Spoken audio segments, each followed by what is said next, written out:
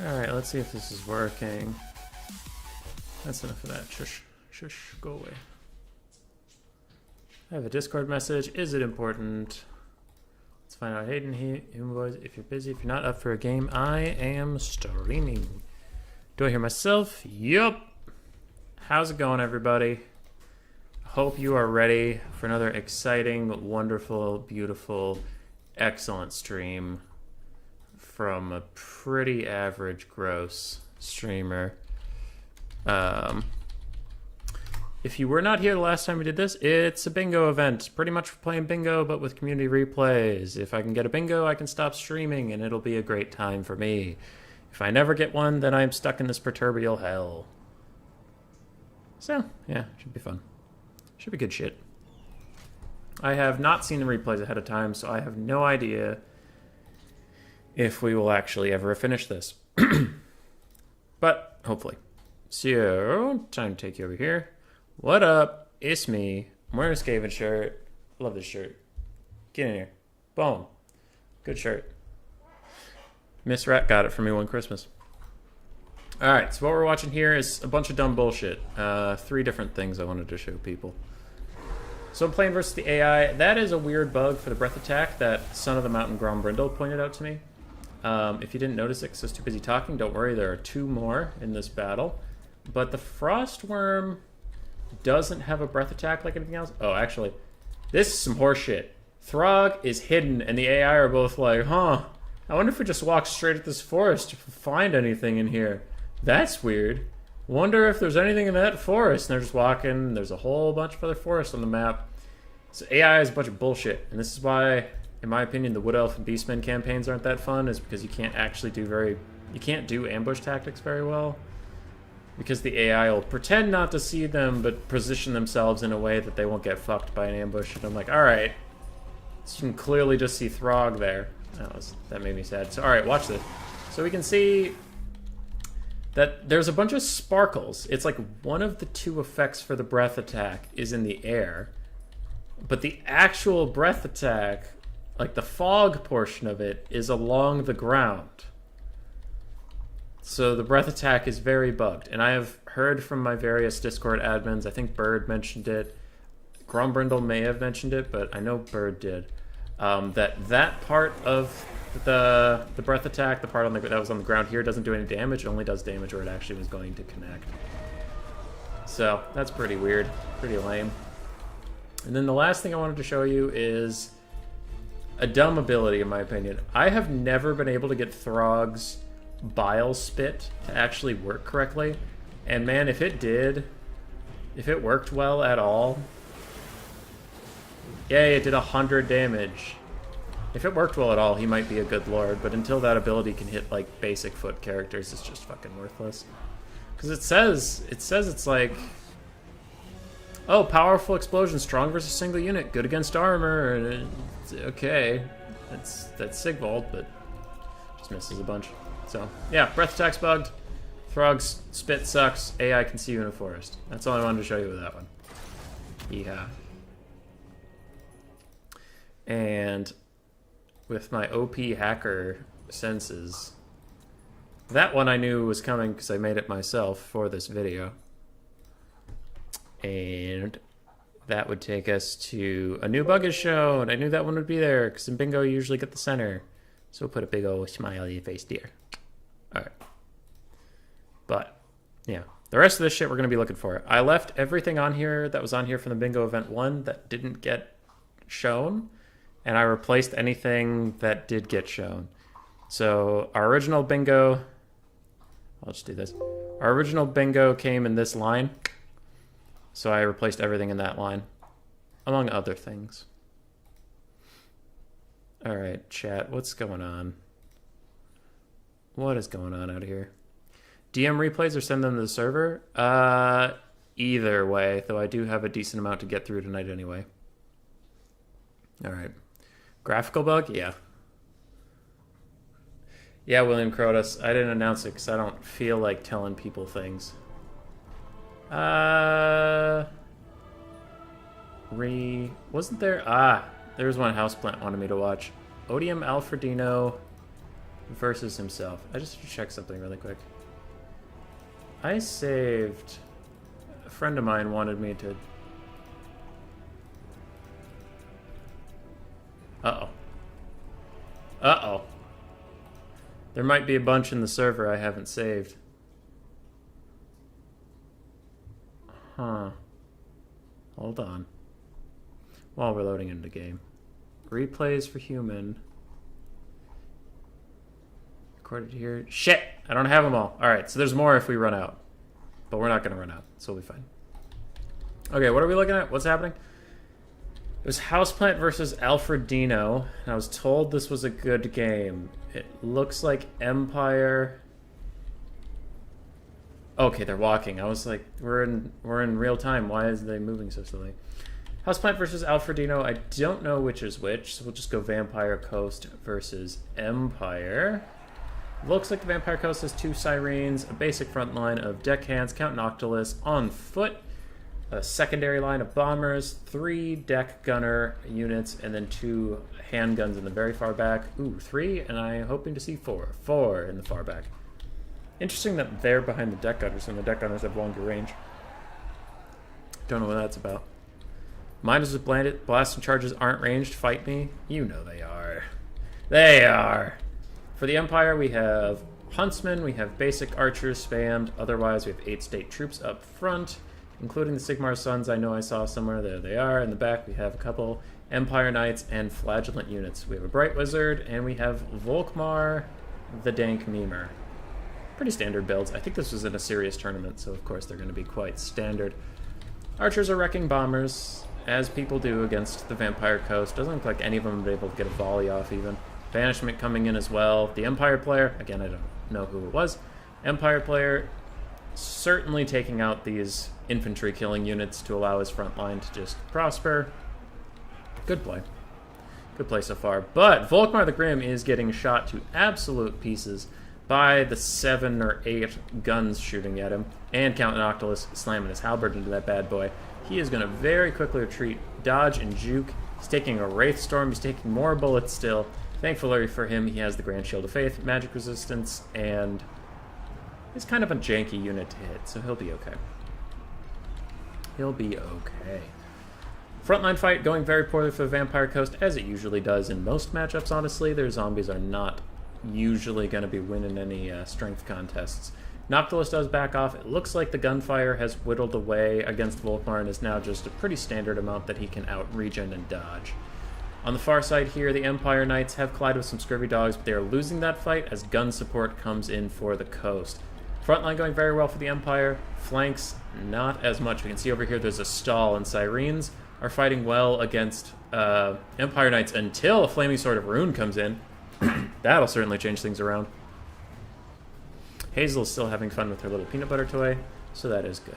Flagellants are now going to be fighting against these Sirens. They will not run like their Empire Knight counterparts, but another Burning Head comes in. And so far, the magic and ranged use from the Empire player has been excellent, while the Vampire Coast gun line priority has been quite good as well. We'll see which of those will fail. Volkmar's running around the back, just trying to regen, avoiding the fight for a little bit, and there are just so many guns that are completely uncompromised. And the flank play from the coast has been really good, keeping the Empire Knights at bay. As I say that, they're closing in, but with 2 gun units there turning and shooting, I'm sure they will get taken out rather quickly. What's the archer situation for the humans? Not ideal. Running out in a couple areas. This archer unit is in combat. There are some huntsmen still firing. But I think if the Sigmar Sons can just push straight forward and fight handguns and fight deck gunners, they can clean up in the backfield pretty nicely. This is a very close game. At this current moment, I would say that the Vampire Coast is in advantage. Noctilus still has summons, all these guns are still online. Their front line has been crumped, but they don't really care too much about that. Nice Soulfire Bombardment coming in, taking about half to 2/3 health off that zombie deckhand mob, which I believe is a summon, so it's also pretty meh about that whole situation. Another good Burning Head coming in, mostly just going to hurt this handgun unit. Deck gunners aren't really affected by Burning Head. They're too spread out and not enough models. I will check the chat in between replays. For now, we'll just focus. Sigmar's Sons are pushing forward. Sirens are actually showing a heal cap, meaning they've been getting a lot of invocation and hex supports. And this little poking fire on Volkmar is very nice. Even though he's regenning, that little poke keeps him at such low health that whoever the Empire player is can't pull him in and do anything, really. He just has to keep him at a range. So that is some nice play there. Scurvy Dog's getting on top of Huntsman, but getting flanked on both sides by Swordsmen. Will probably get killed pretty effectively, but they're hoping to just take out a bunch of Huntsmen with them. They don't break like regular dogs. They don't really care that much. Empire's really running out of steam. Some state troops are coming, some archers are coming, but other than that, the coasts do have a decent amount left to keep fighting. That being said, there are 2 handgun mobs that are currently taking position to blast into flagellants at point-blank range while the deck gunners retreat. I'm pretty used to seeing this when I'm using Giselles on Skaven. Quite a good play. It looks like someone will even crossfire over to the Spearmen. With a rear charge from some dogs, they will definitely get running soon. Yep, there they go. Flagellants, Sigmar Sons, the unbreakable troops will be a bit of a problem for the coast, though. A couple archers have gotten involved. Another Wraith Storm coming on Volkmar, who every time we check him, he's around that 600 health mark. Just not really giving up on any of that. Huntsmen and archers advancing and shooting. Looks like they were able to peel off those dogs. Some very wounded archers in the back might rally and come to their aid, but I don't think so. So let's play a mind game here, all right? The Empire somehow cleans up all these guns and all these dogs, gets rid of everything except for Noctilus. Can they win? Maybe not, honestly. Maybe Noctilus can take the rest of this. Archers that are around don't have that high of models. He still has summons in the back pocket, apparently. Volkmar is very low, and he is a halberd infantry unit. I think Noctilus might be able to clean this up on his own. Another Burning Head coming in here. I'm thinking the Empire wants it to hit these dogs as well, more than they want them to hit the deck gunners, and they do hit the dogs. Cause some crumbling, do some damage. That is very good. Deck gunners have been kept online a long time. Whoever the Vampire Coast player is has been playing extremely well with them. They're just getting some free shots off while they can. They know their time is extremely limited with all these state troops closing in, and it just looks like they want to rip whatever shots they can get and not necessarily care who they're hitting. Bright Wizard has used a lot of Burning Heads and Flaming Swords this game. They're probably about out of mana, making that target almost worthless, in my opinion. Probably don't have to worry about it too much. Huntsmen get attacked by dogs. They will rout once again, and I'm kind of surprised not many of these Empire units are shattering. It seems like everywhere I look, Empire units have been running, so they must be on their second route at least. As we said earlier, Sigmar Sons and the Flagellants, the unbreakable troops, are proving to be quite the problem for the coast. They're pushing wherever they want to and getting on top of the guns they need to. Everything else has been able to be peeled by dogs relatively effectively and routed, but not these unbreakable troops. Volkmar's healing cap is so close. He's down to about 6...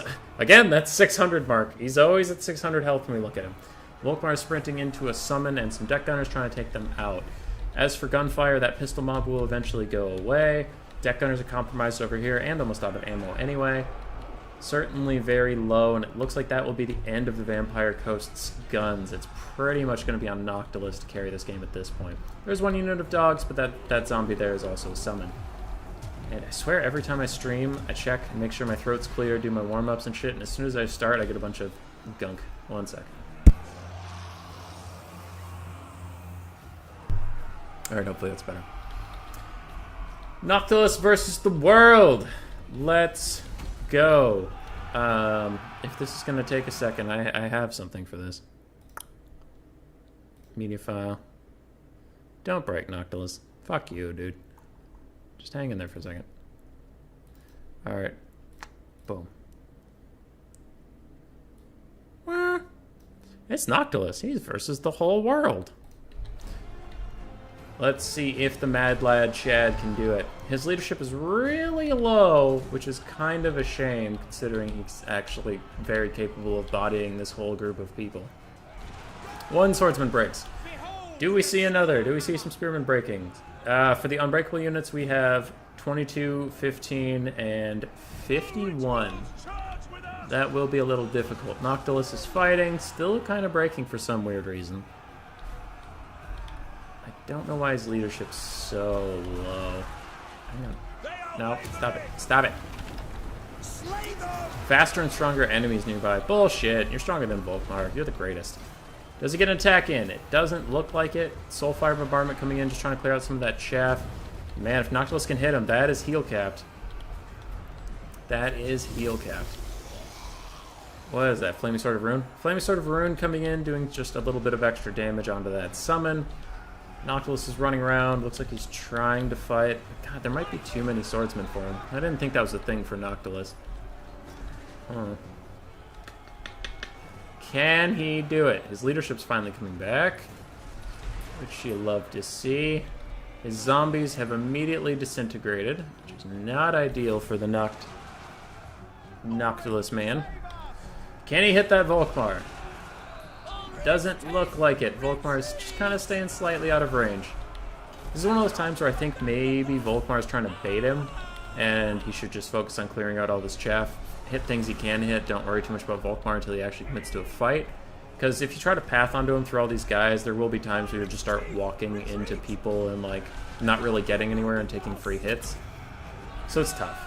It's a tough time making that decision. But we can see anybody who's not unbreakable is being slowly killed off and pushed away. Noctilus is getting good value in.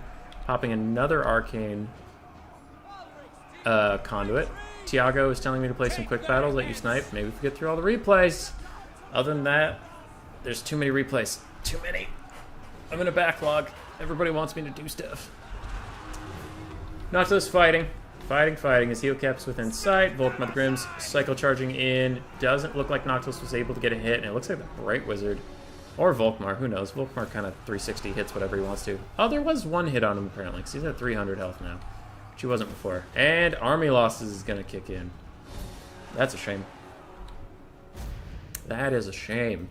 So let's see who was who. Houseplant was the Empire, and Alfredino was the Vampire Coast. 1,900 on Noctilus.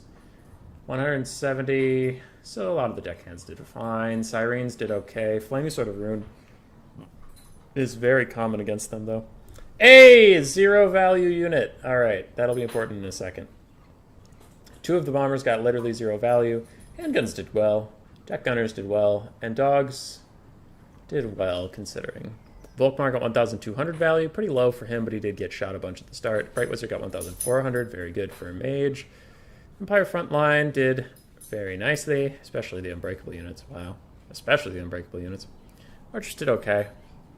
Huntsman, one of the Huntsmen did really well, and the Empire Knights didn't really do that great, all things considered.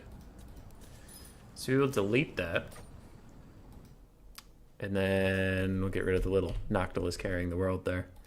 Go over to Photoshop, see what we got, see what we have accomplished. I know there was at least 2 things we got.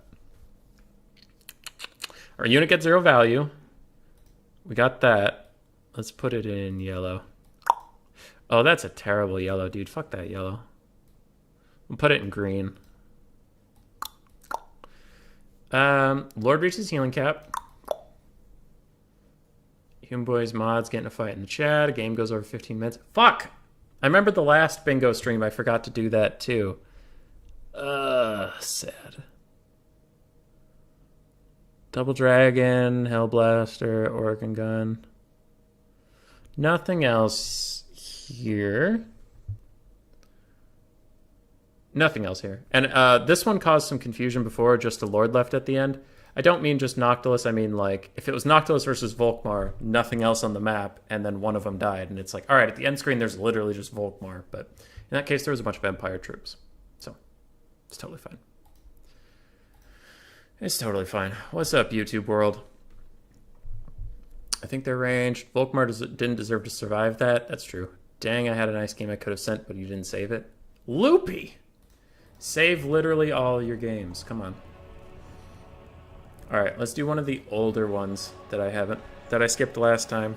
We'll watch BB, Cool Umbrella, and Tomb Kings versus 1, 2, 3, 4, 5 on Bretonia. I am guessing by the name of the replay that is Serviliano. So what do we have? Cetra, Tomb Prince. Okay. Versus Brett. That's a pretty good versus Brett build. I like that.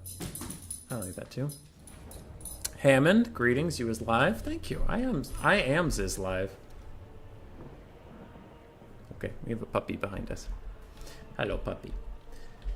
So we have the Eyes of the Desert. I saw some 2 guards with halberds. I think 3 of them. Yup. Other than that, we have some skeleton archers, one of which is the Blessed Legion of Fach. There are 4 skeleton spearmen, it looks like, and 1 carrion. In the center, we have Cetra the Imperishable on a horse, Casket of Souls, and a Tomb Prince with Tomb Strike. Very nice. Philip, how did I get my replays? They were submitted in my replays channel on my Discord server. Replays for Human. And I intend to cast everything that's in there. But I'm a little behind, which is why we're doing this.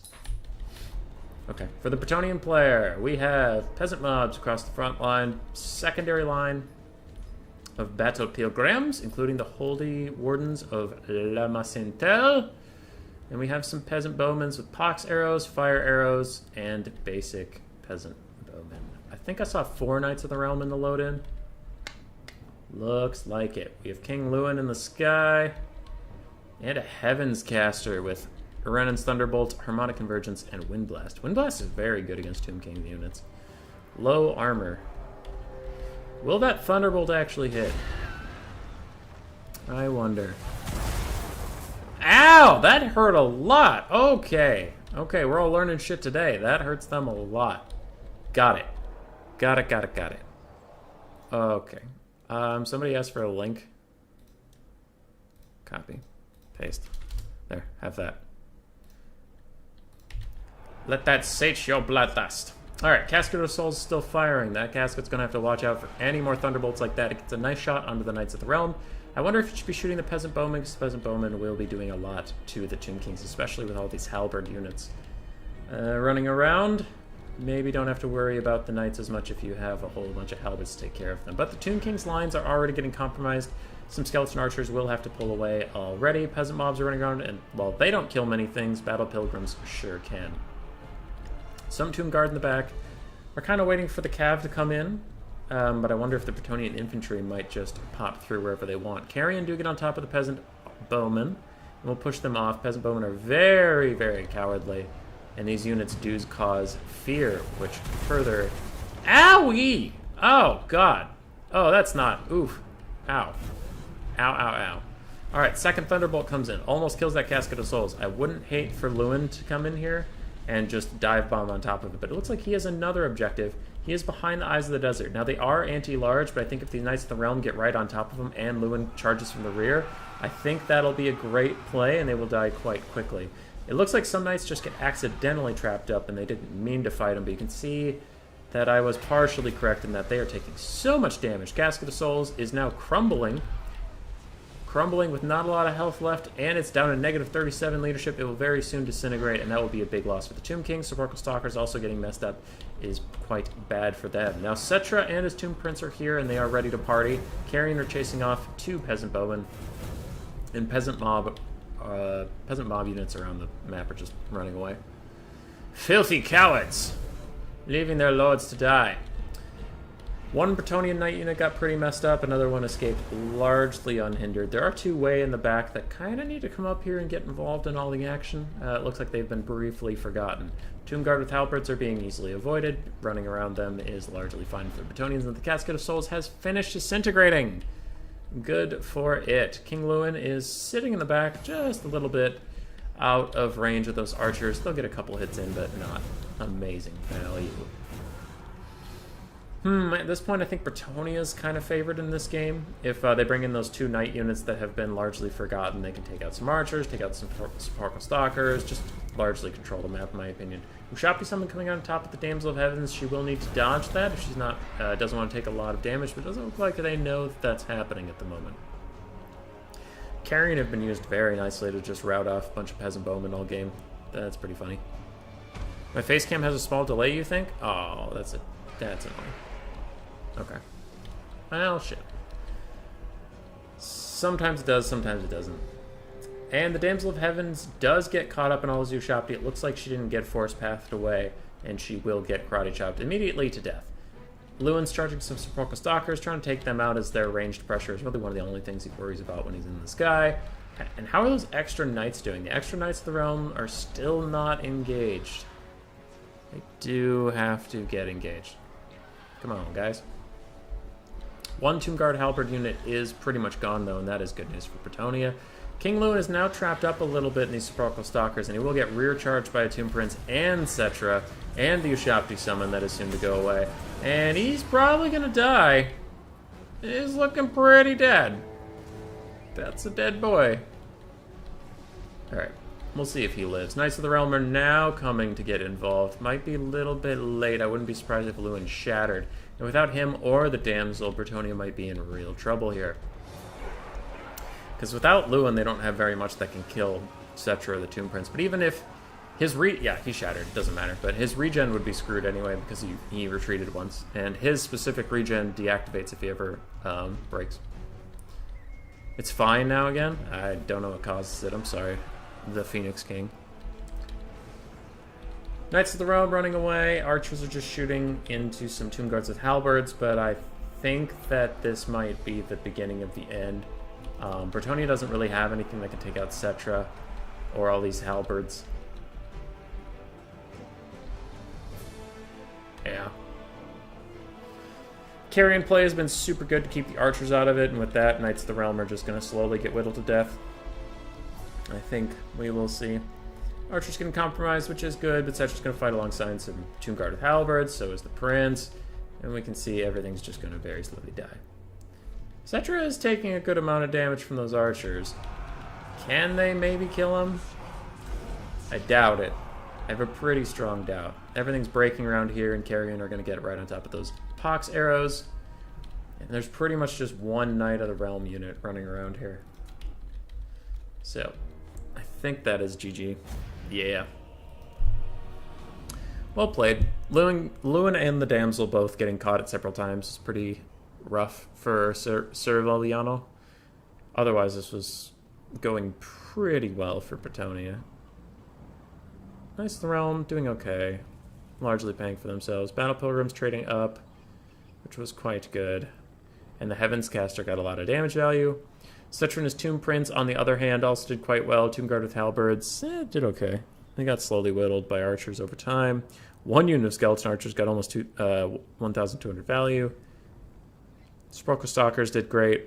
And the Carrion, their value's not going to show up, but they chased Peasant Bowmen off the map a lot. That was pretty good. That was pretty good. Bingo card. Do we get anything there that I need to go do? No. No. Okay. Nothing I need to care about over there. On to our third game. Okay, that was a little glitchy. We just cast a cool Umbrella game, so we'll skip that for a second. We have XMT Way versus the Phoenix King. Hey, I saw both of you in chat recently. This is an older replay. Let's see what happens here. Is Way on Norska versus the Phoenix King's High Elves. Normally, this is one of Norska's few good matchups that's left because of their, Burning Head, Pendulum, Sea Fang actually still being effective against High Elves after all the nerfs and stuff. Slow motion for me for a second. What's going on? What's in this pile? Bunch Marauder, Horseman, and Throwing Axe variants in those trees, just hiding for a bit. Marauders, Berserkers up the front line. War Mammoth with the War Shrine, and then followed by Wulfric the Wanderer also on a Mammoth over there. Looks like we have a Shaman Sorcerer of Fire with Burning Head and Fireball, and then in the other woods we have, again, 3 more Skirmish Cav, again 2 and 1 with the Throwing Axe mix, and 1 Norscan Warhound. Okay. For the High Elves, we have a mix of Rangers and Silvern Guard. There are Illyrian Reavers on the back flanks. In the middle, we have Archers and Lothern Sea Guard, 1 Swordmaster of Hoeth unit, Teclis on horseback, it would appear, with a net enfeebling foe and regrowth. Spearman covering the Eagle Claw Bolt Thrower in the back. The Phoenix King, this was from the first tournament of the 13, if you remember correctly. Well, then I'm sure it's great. Norska taking a lot of damage on the advance, but that's to be expected. Once they get into combat, that will be largely fine, though I think with Berserkers this wounded, I think Rangers will beat them in combat if they get the countercharge. A net does come down onto the War Mammoth with War Shrine, and he will get shot by a lot of archers doing pretty good damage, but he will manage. Wulfric the Wanderer. He is standing here. Where is his Sea Fang? It's going down onto these Lothern Sea Guard. We can see a very nice cast doing about half health from that unit and a little bit of poke on the other one. But that Ranger does beat up that Berserker that we mentioned. Now the Skirmish Cav for Norska are coming in as the secondary line. Looks like they just wanted to avoid a lot of the Archer fire, and a good Burning Head comes over, takes out almost a full unit of Archers, and Norscan Moorhounds are trying to get on the back line, but the Phoenix King quickly realizes that, sends over Lyran Reavers, and those dogs will have a terrible time. Now, speaking of a terrible time, that War Mammoth at the War Shrine is not enjoying his day at all. He's already down to 1/5 health, about. That is a big shame for him, and how the Elves crushed the front line. Elves crushed the front line really hard. Looks like the left flank Norska broke through, and the right flank, all these Skirmish Cav have gotten through as well. But so far, it's looking a little rough for Norska. Bounce Power says Norska's in the lead, but they've just lost. They've lost a lot of assets. It's largely down to Wulfric and this other Mammoth, and that Mammoth is quite injured. Some Skirmish Cav have gotten on top of Archers, but High Elven units are decently good leadership compared to their Norscan skirmish opponents. Terror routing off these Archers. Wulfric and the War Mammoth on the War Shrine are terrorizing the backline a little bit. Some Silvern Guard are fighting Marauder Horsemen. I wonder how many units are there. It doesn't look like many. It just looks like the flag was a little caught up in. Ooh, how did this happen? Teclis maybe netted down the Shaman Sorcerer of Fire and caught him. Either that or it was just a mistake. But that will be no more magic for Norska. A little bit of a tough pickle there. And all these Skirmish Cav are now completely surrounded. And you can see Wei is really trying to find a way out of this area. It looks like he's going to have to fight his way out as he side charges some Lothern Sea Guard and Archers, hoping to break them and get out of here. High Elf leadership is very low. There's a Sea Fang coming through, just do a little bit more damage to some Lothern Sea Guard and Silvern Guard, and Wulfric and his companion will make their way out of here. What to do, what to do, what to do? Norska could start abusing their skirmish advantage. Most of the High Elf range has been shut down. I think they would start winning those trades if they just run around and shoot. Wulfric and the War Shrine, they don't have regen, they don't have any healing mechanics, so maybe they don't really want to go anywhere. Fighting Silvern Guard can be a little tricky, though. Little tricky indeed. There's one Lothern Sea Guard with shields still firing. Other than that, all the High Elf infantry, I should say Archer line, is shut down. So if they chase off... I remembered my mic is not centered again. There we go. If they chase off everything in this backfield, they'll largely be okay. That Eagle Claw Bolt Thrower crew is not on the actual Bolt Throwers. They're not as threatening. The Bolt Throwers are over here. And we can see Wulfric is kind of puppy guarding it along with some of these Skirmish Cav. They do get another rear charge on the Lothern Sea Guard. Usually when I do that, it doesn't work out for me, but maybe with this much of an overload, they can actually get some stuff done. There is a Fiery Convocation coming down. It looks like it's going to hit mostly Rangers now that Norska is pulling back. A good play from Wei there to dodge that little spell, but the Ranger unit was mostly dead, so it's not a critical loss for the High Elves at this point. Wulfric is trying to get on top of Teclis and fight him. That could be a good way to break the back of the High Elves for good, get rid of their leadership. Other than that, it's pretty much down to Wulfric here. Pretty much. A lot of the Skirmish Cav is extremely injured. They're now getting shot by the remnants of the Archers that just managed to rally on the edge. They did not get successfully chased down, and now they're getting the what value they can on those Marauder Horsemen. But that value is still value. Good rallying from the High Elves there. It looks like Wulfric's just trying to chase Teclis around, like we said, and he might even get him. Hunter of Champions is on him, reducing his speed by about half, and his combat stats aren't the greatest on that horse, especially when he was nerfed down. So he will actually Terror Route off, which does actually kind of get him away from Wulfric, which isn't the worst thing in the world. He does path the correct way. And it looks like the High Elves are rallying a large force in this backfield here. Even though everything's super wounded, maybe susceptible to Terror Routes, they're still around. You know, we have 2 Archer units left that could poke down some things, maybe weaken the leadership a little bit, as we can see Marauders and Dogs over here already breaking. And Wulfric gets netted. I guess he gets netted to stay in the Swordmasters of Hoeth, who have received a regrowth or two, seeing as how we can see their healing cap. Wulfric is surrounded by elite units now and getting chopped down. He does not have a lot of friends left in this world, just some Skirmish Cav and super wounded Dogs. Marauders here are going to get broken when Lyran Reavers charge them. And I think I've seen both of Wulfric's Sea Fangs. Actually, I know I've seen both of Wulfric's Sea Fangs. Also, we lost the dog at some point, so I'm hoping she's not doing anything dumb. And Norska will be defeated, it appears. And that game took only 6 minutes, so definitely not the 15-minute game. Wolfric got 3,000 value. Excellent stuff from him. Shaman Sorcerer got caught a little bit. We had a few good spells, but not enough to kill all the High Elves. And the War Shrine Mammoth did honestly fine. It just ate a lot of arrows, which is unfortunate for it. Teclis did great. High Elf Infantry did great. Sword Masters did excellently, actually. Archers all got pretty decent value. Lothern Seaguard got excellent value. Lyran Reavers did their jobs. Yeah, good build. Good build. On both sides, honestly. I don't think it was a build difference that when I lost that game. Okay, let's check the thing. Norse didn't win anything.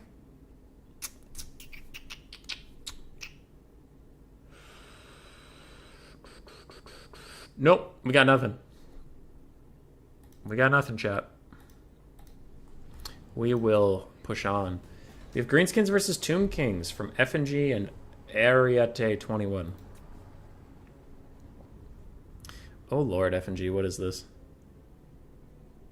Alright, it's a mass goblin build versus double Kemrian War Sphinx with Kotep and a bunch of archers. Oh boy. Okay, I'm gonna go find the dog really quick and make sure she's not killing herself, but I will be right back.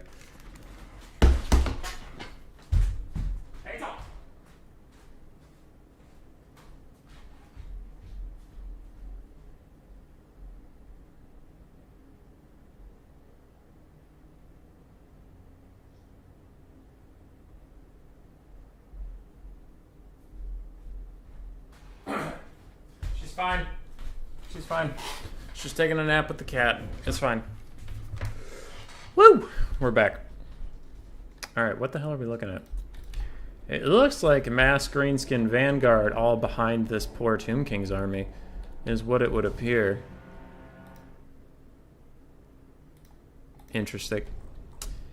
So we saw on the loading screen, but it looks like double Kemrian War Sphinx. Kotep on a chariot, it would appear. A Lich Priest of Light with Net, Verona's Time Warp, Banishment, and Shem's Burning Gaze.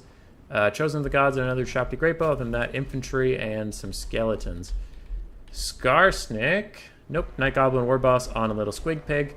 Is running away from a Kemrian War Sphinx, throwing down the Tormentor Sword to lock it in place. Stone Trolls have retreated, and the Mass Goblin Vanguard is approaching. Just now getting spotted by some of the Tomb King's units, and they will realize that it was an ambush all along. I am curious if they'll be able to fight this at all. It's not looking promising for the poor Bone Boys. Their Shopti Greatbows do pull away from the backline, which is a good play, and the Kemrian War Sphinx sprints back here to try and eliminate some goblins or just terror route them off. A Sandstorm gets thrown down from DJ Kotep. It looks like it's trying to catch those Night Goblin Swing Hoppers, and actually a pretty lucky pathing from it, but doesn't do much damage because that ability is bad.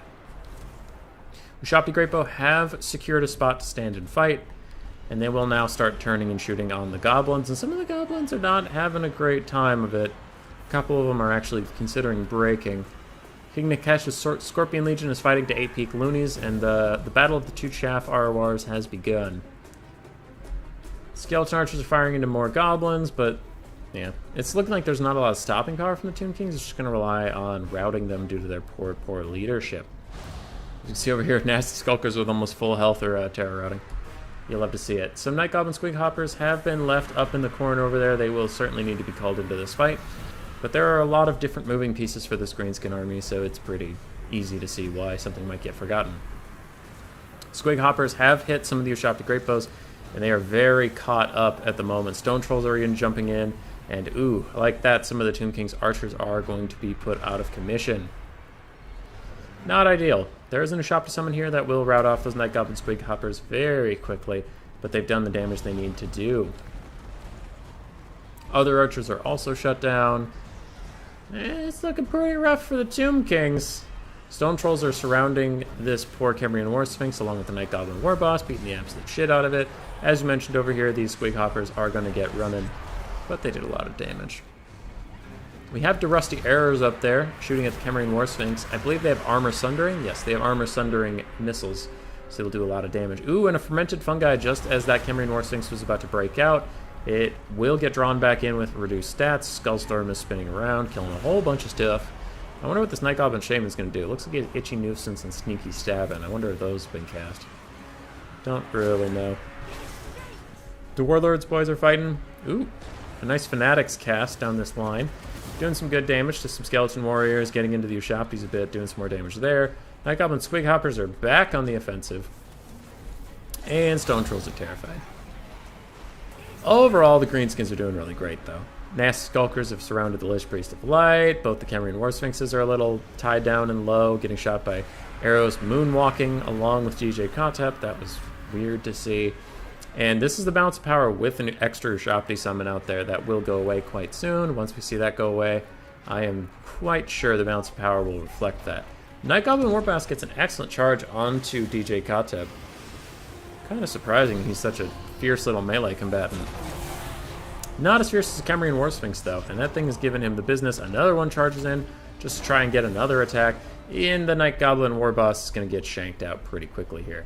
Swig Hoppers are on the last Ushapti Great Boat. Looks like that is the regular one. Chosen Gods must be fully dead from their assault. And that's probably about it, as we see a million arrows cut down that, and army losses take out the rest. Well played from F&G. Very funny build to take out the Tomb Kings.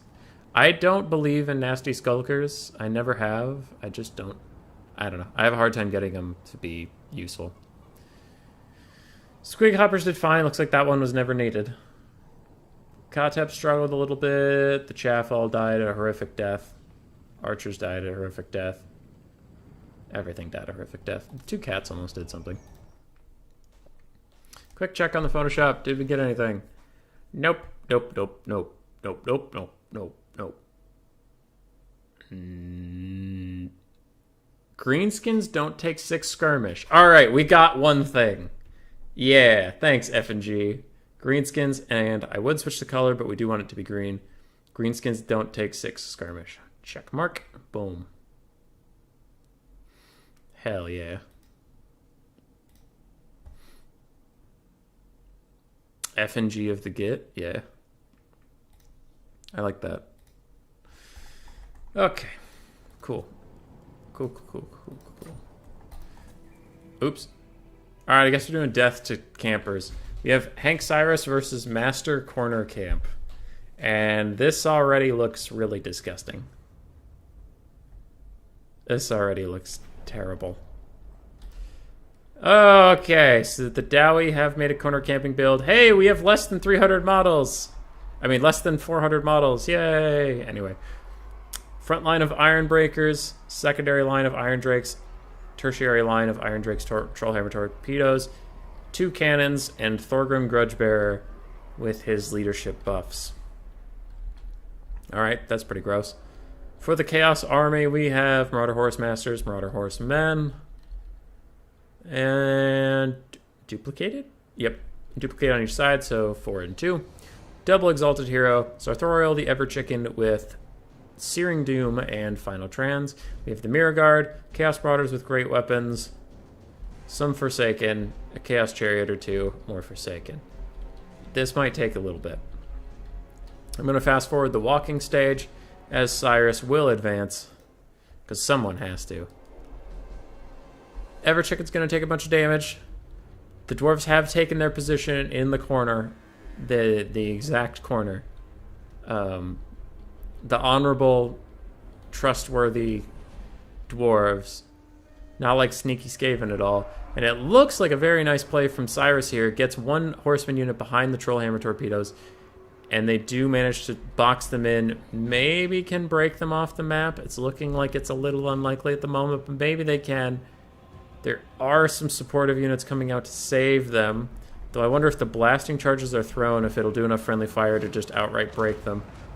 They're so close. I saw it at 2 for a second. Alright, blast charge is coming in. Does it do enough friendly fire to break them?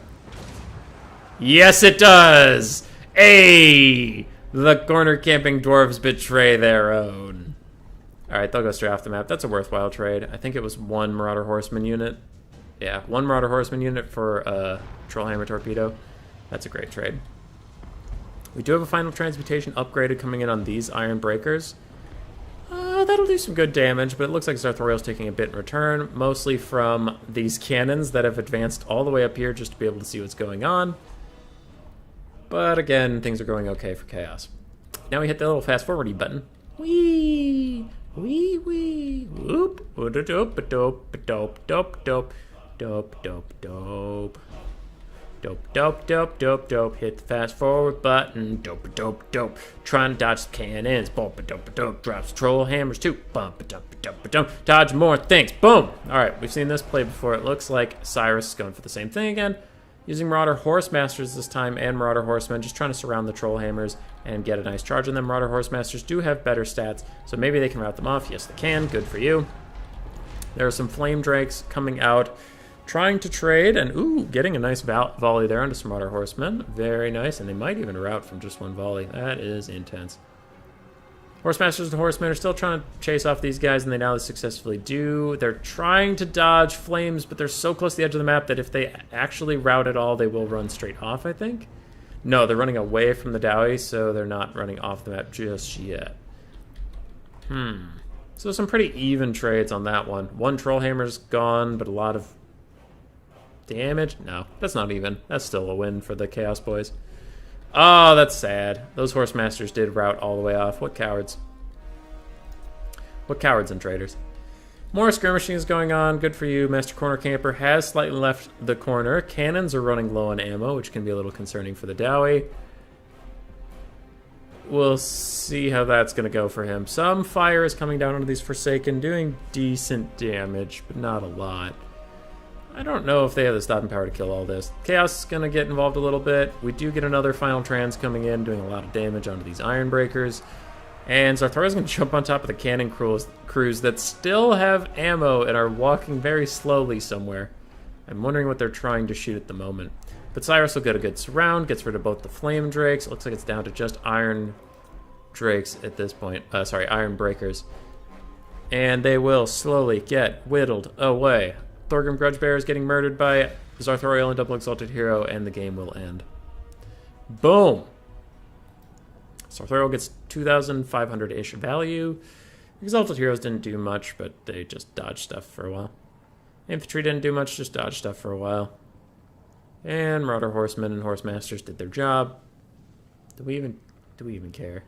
Do we even care what the Dowie did? Not a lot. Alright, good for them. Death to Campers.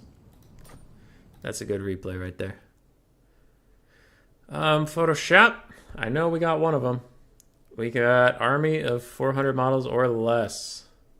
Actually, that one's got to be blue because it was dwarves. Redo the X.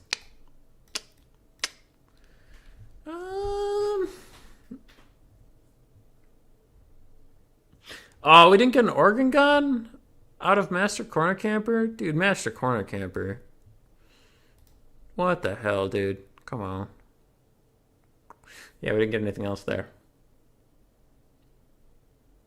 Sad. Sag. Hammond.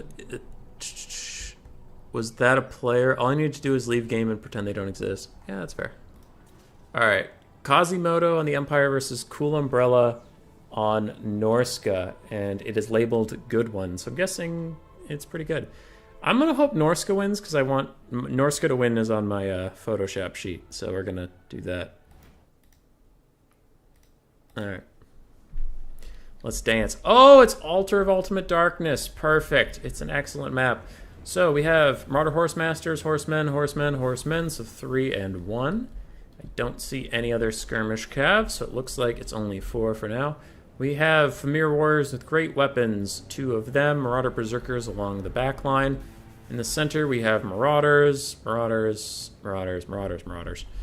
Fire Wizard with Burning Head and the Fireball one, and Wulfric the Wanderer on foot. Okay. For the Empire, we have an unbreakable front line, Sigmar's Sons, 2 Flagellants. Other than that, we have some Spearmen State troops on the flanks. The Silver Bullets, Handgunners, Volkmar the Grim.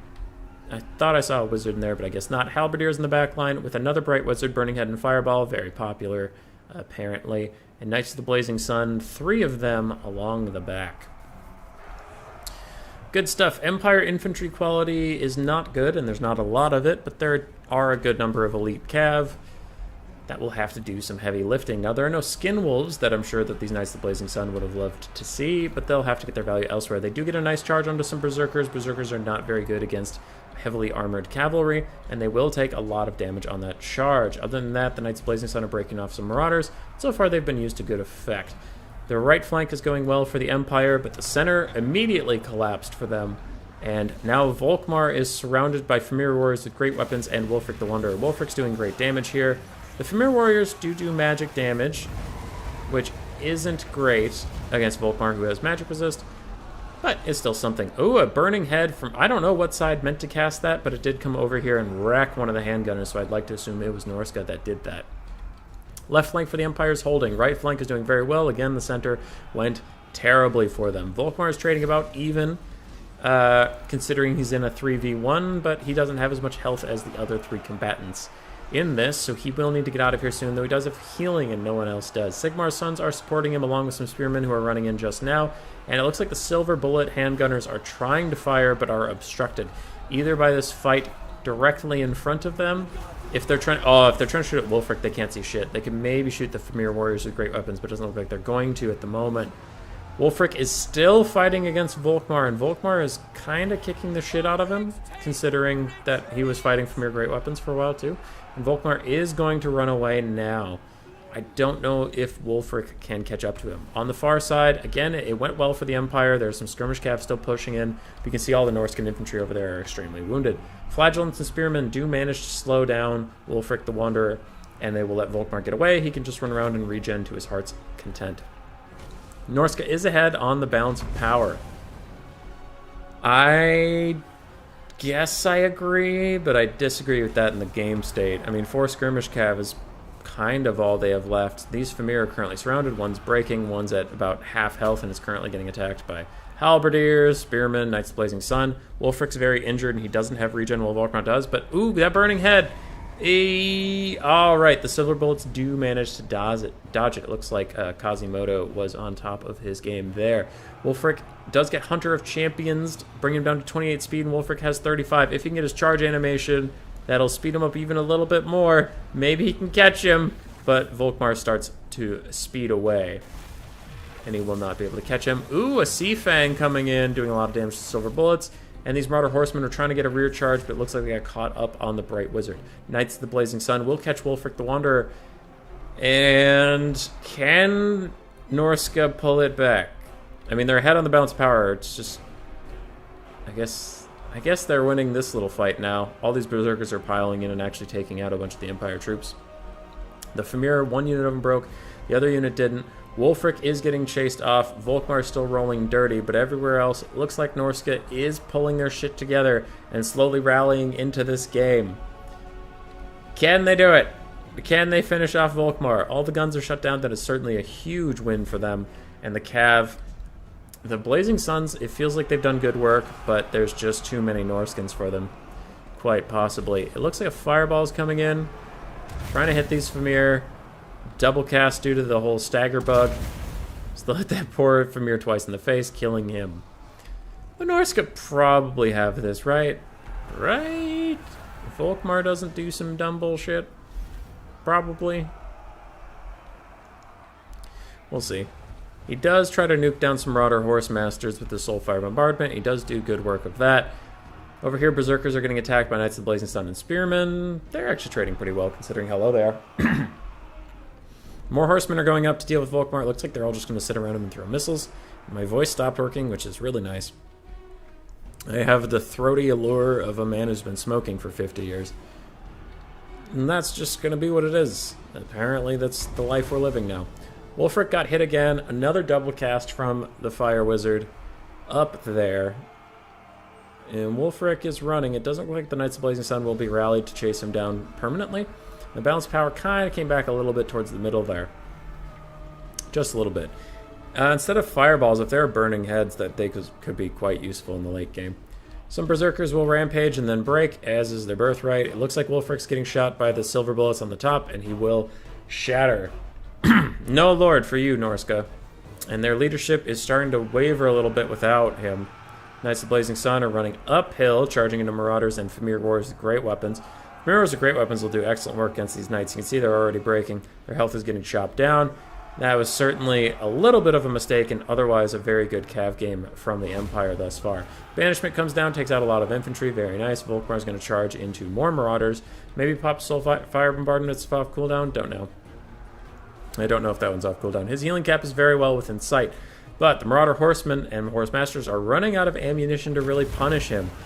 Bright Wizard fires off one last fireball quick. Gets another shot in. He's just constantly double casting, I guess. But he will break. Throwing axes are hitting him in the back of the head, and these spearmen are also going to run very soon. Can they kill Volkmar? It's pretty much the only question that matters versus Empire, honestly. Okie dokie. Empire, what do you got left? We have some tattered-ass spearmen rallying near Volkmar. Other than that, nothing. Norska, what do you have? Some tattered-ass Famir warriors, and 2 skirmish cav without any ammo. So it's actually nothing. We'll hit this little button. Whee! And now Marauder Horsemasters. Nope, just horsemen. Horsemasters. Okay. Marauder Horsemen are being forced to attack spearmen with shields. That's not their favorite thing in the whole world. And now these guys are recharging Volkmar. Balance power is coming back to the center. And Volkmar is going to break these Famir warriors with great weapons, immediately terrifying them. The other ones charging into combat are already very low. They're probably also going to get terrified. They're fighting for now. They're fighting for now. We'll see how long that lasts. Not very long. Hey, peace out of there. Spearmen got messed up. They're also going to be leaving. Soulfire Bombardment comes in, crushes a whole bunch of things. And it looks like Norska will not be winning anything today. God damn it. Someday. Nope. Somebody's asking me questions. Nope. What happened? Alright, behind me, what's happening? Volkmar's chasing off a bunch of shit. As he does. And army losses kicks in. Oh, Volkmar, you piece of garbage. Oh, I hate you. 100 kills for Volkmar, getting 2,200 value. The Bright Wizard getting 101 just to show up Volkmar. Only getting 1,600 value, though. Which is very good for him. I was just comparing him to Volkmar. For him, that's excellent value. Unbreakable Frontline did great. They held the line. Silver Bullets rallied a little bit, got some good value. Knights of Blazing Sun, they didn't get a ton of value, but I thought they were used very well. Wolfric got 2,600 value for being on foot. That is quite the feat.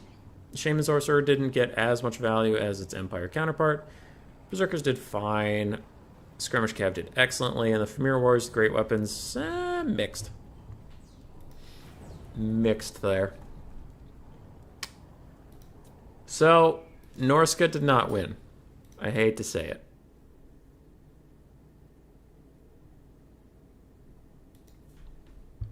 Hey. Okay. I have replays. I have a bunch of messages. People are joining the server. What's going on? What's happening? You should do the bingos on live battles on Quick Battle. Yeah. Dude, I don't, Cry is free. I don't get, YouTube revenue. I don't have 1,000 subscribers. I'm not allowed to have fun. I'm not allowed to have a good time. Okay, what are we doing?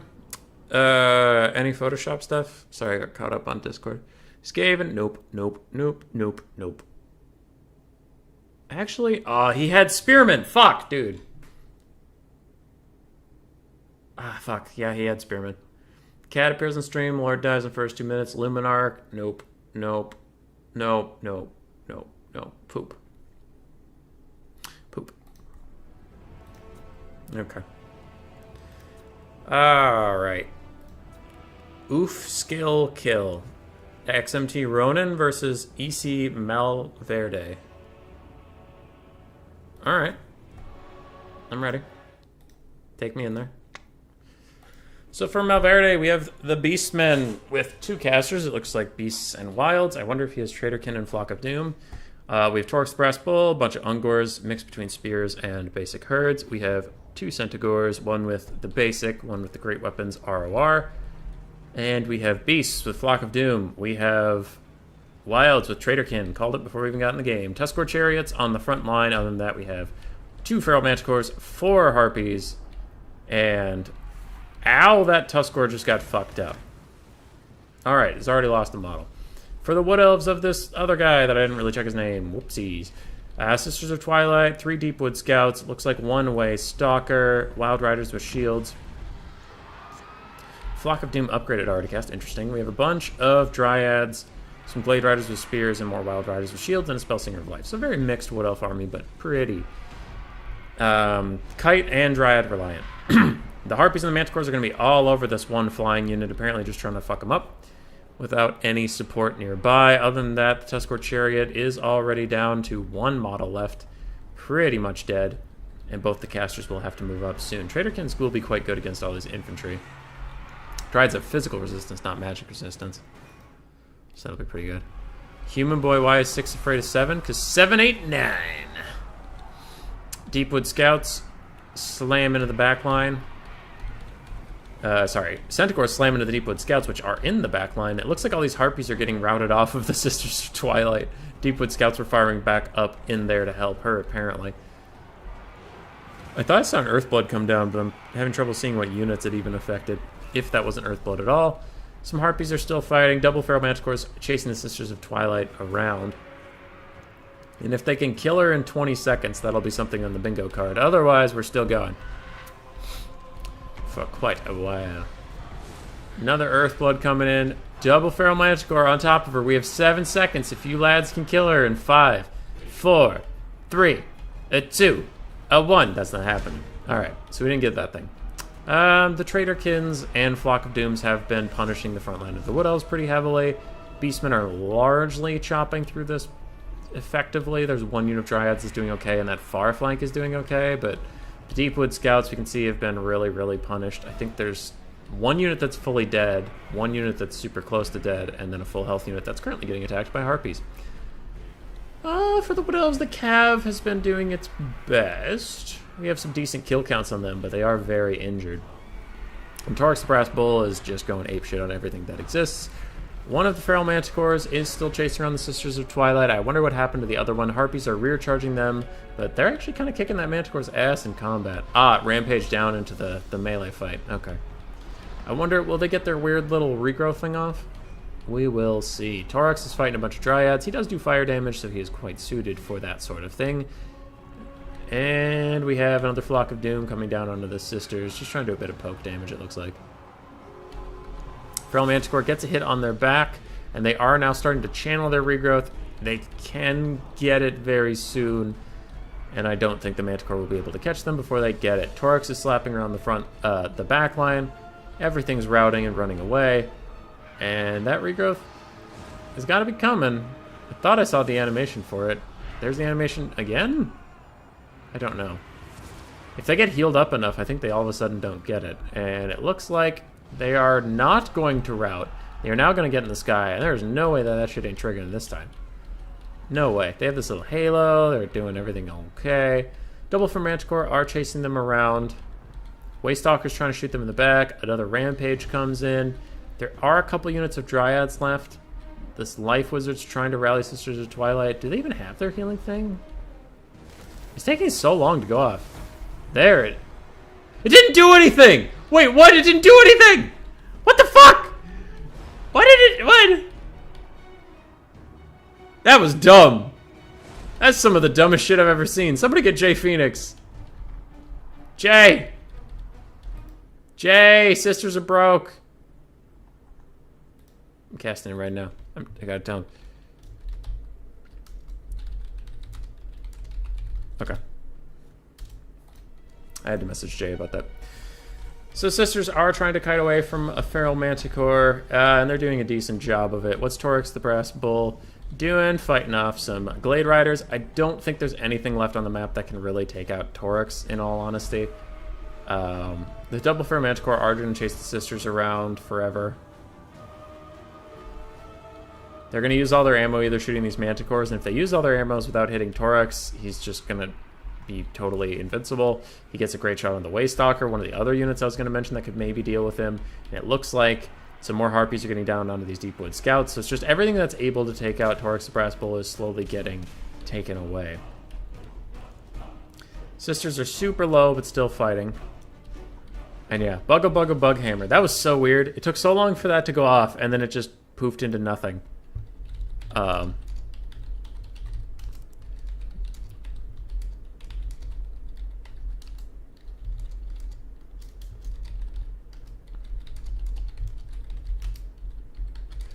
Okay. It's the classic explosion has to be the model bug. Yeah. Which is so weird. I think, why don't they just do the heal like a regrowth, like a self-targeted regrowth? Because, like, regrowth never misses its target. Doing an explosion is so dumb. Anyway, sorry. I got distracted there. And I had to message Jay, because Jay Phoenix is a big Wood Elf, High Elf player.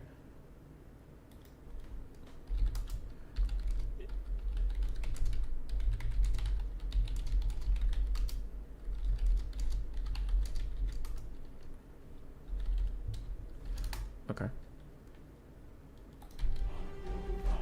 Sorry. I shouldn't be messaging people. I just got really excited. I got really excited. I'm sorry. Alright. Sisters of Twilight still running. Still trying to kite out these Manticores. Ooh, and with the double single shot, that'll snipe it real easy. Toryx the Brass Bull's running around while all his comrades start abandoning him, and he is just pissed off and angry. He does his little fire explosion, gets rid of a bunch of Dryads. Good for you. More Dryads. That Manticore's going to rout. Another Manticore's going to rout, and I think we're just down to Toryx at this point.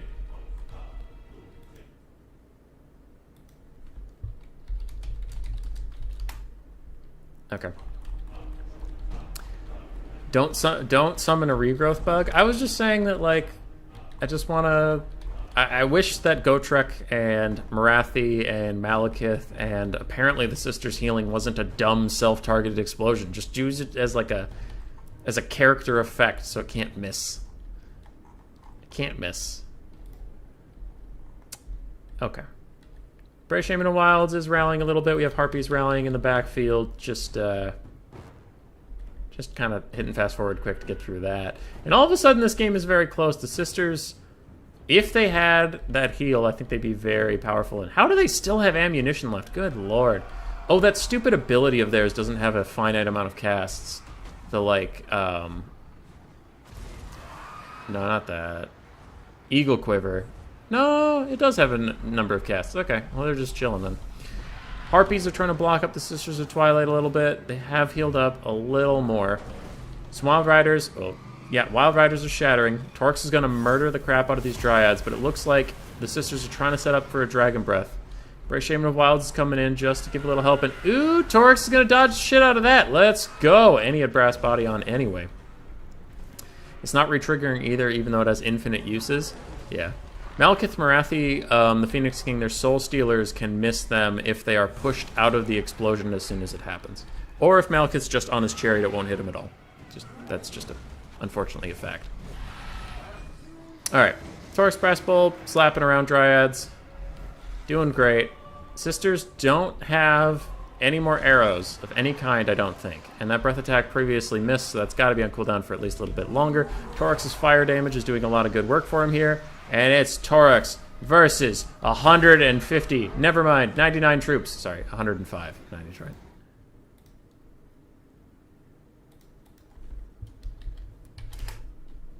Okay. Toryx is still fighting. Dryads are still slowly breaking. Sisters are just chilling in the sky. Probably should be cycle charging. I think they were just trying to get some vigor back before they start cycle charging. I know Malekith, Chariot, and Ariel just can't heal with it. Yeah. Why can't Ariel heal with it? I don't know. And the Marathi bug happened to me once in one of Logic's 2v2s. I was playing with, I believe it was Kamba Pero. I don't remember who I was playing with. All right, a real charge comes in. Rear charge comes in from Toryx. On to Toryx from the Sisters of Twilight. I do have to focus up a little bit here. Toryx is fighting. 203 health, and it looks like he will be able to carry this out. Toryx, the Brass Beast, does carry it. If this happened in a tourney, that would suck so bad because this is like 100% would-have win without the bug. Yeah. And as Loopy pointed out, it was really dumb because it also never procced again, even though it's supposed to have infinite casts. But because its first proc failed, it feels like the game was like, yep, so until they lose another 1,000 health, we're not going to proc it. And it was like, well, they don't have that to lose. That's dumb.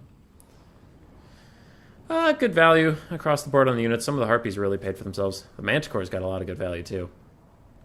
Oh, but the Marathi thing. Yeah, it was in a 2v2, and Gotrek lined up a really nice hit onto Marathi and staggered her back.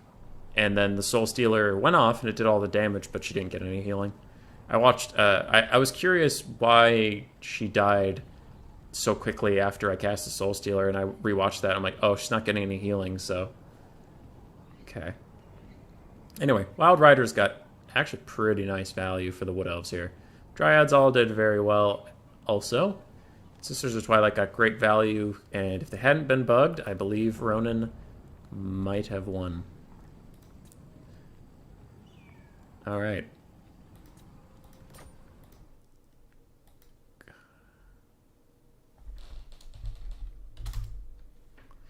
Alright.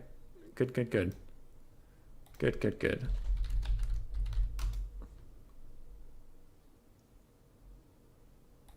Okay. What are we doing? What's going on? Game goes over 15 minutes. I don't think that one did. Cat, Lord. Hey, just a Lord left at the end. Yeah! It was just Torax. I even checked at the top. It said it was 1 versus a lot. Alright, we'll get red. Well, we'll get brass for the brass boy. Brass is kind of a... Yeah, it's kind of a that color. Just a Lord left at the end. Let's go, Torax. Nothing else here. Quite.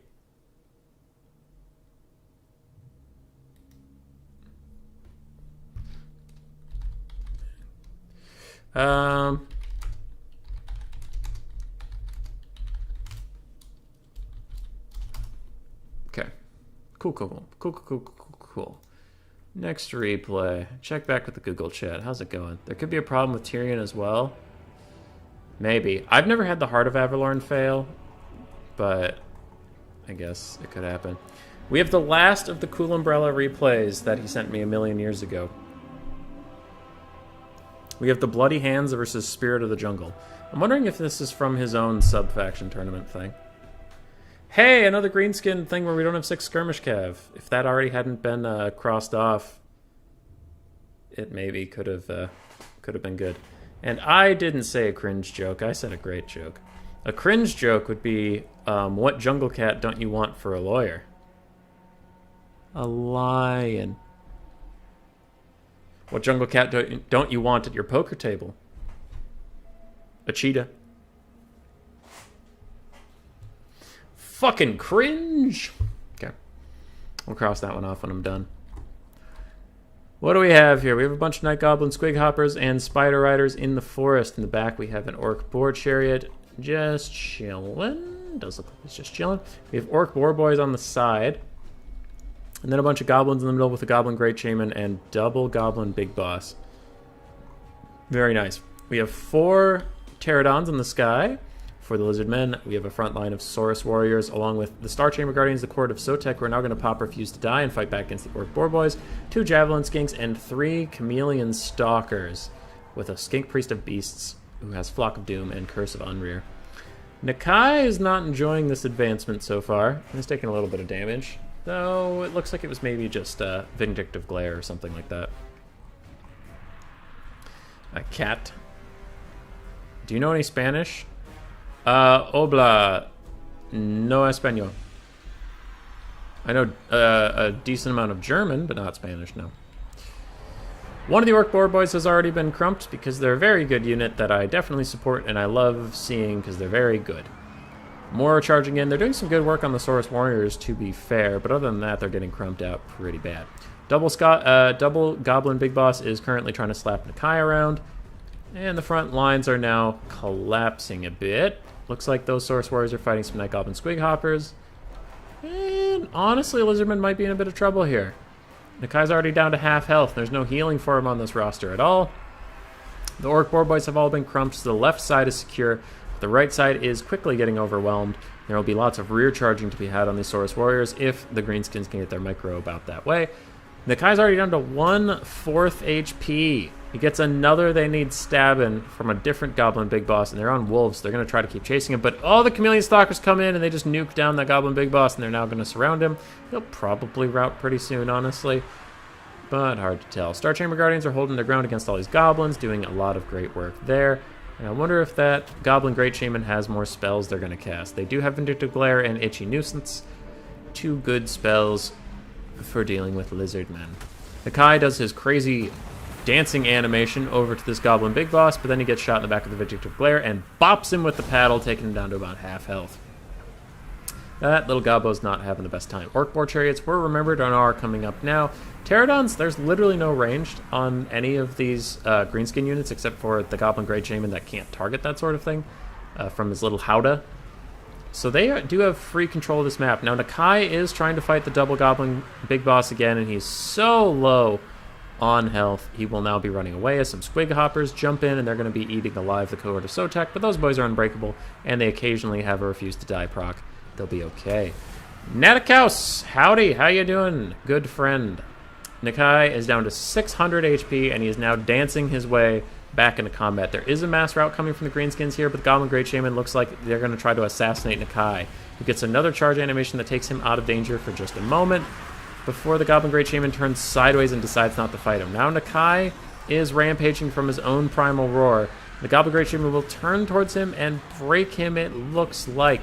Now, can anybody finish him off? Ooh, one of the Goblin Big Bosses just sprints over and slaps that Skink Priest of Beasts, hits him again, and now both leadership aspects for the Lizardmen will be running away. If this other Goblin Big Boss, who is not currently surrounded by Pterodons, can get over here and finish them off, that would be very good.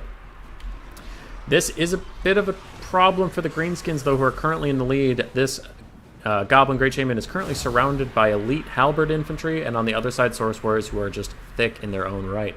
This Goblin Big Boss looks like he's going to bail out his buddy instead of making sure those units rout, but some Spider Riders will do that instead.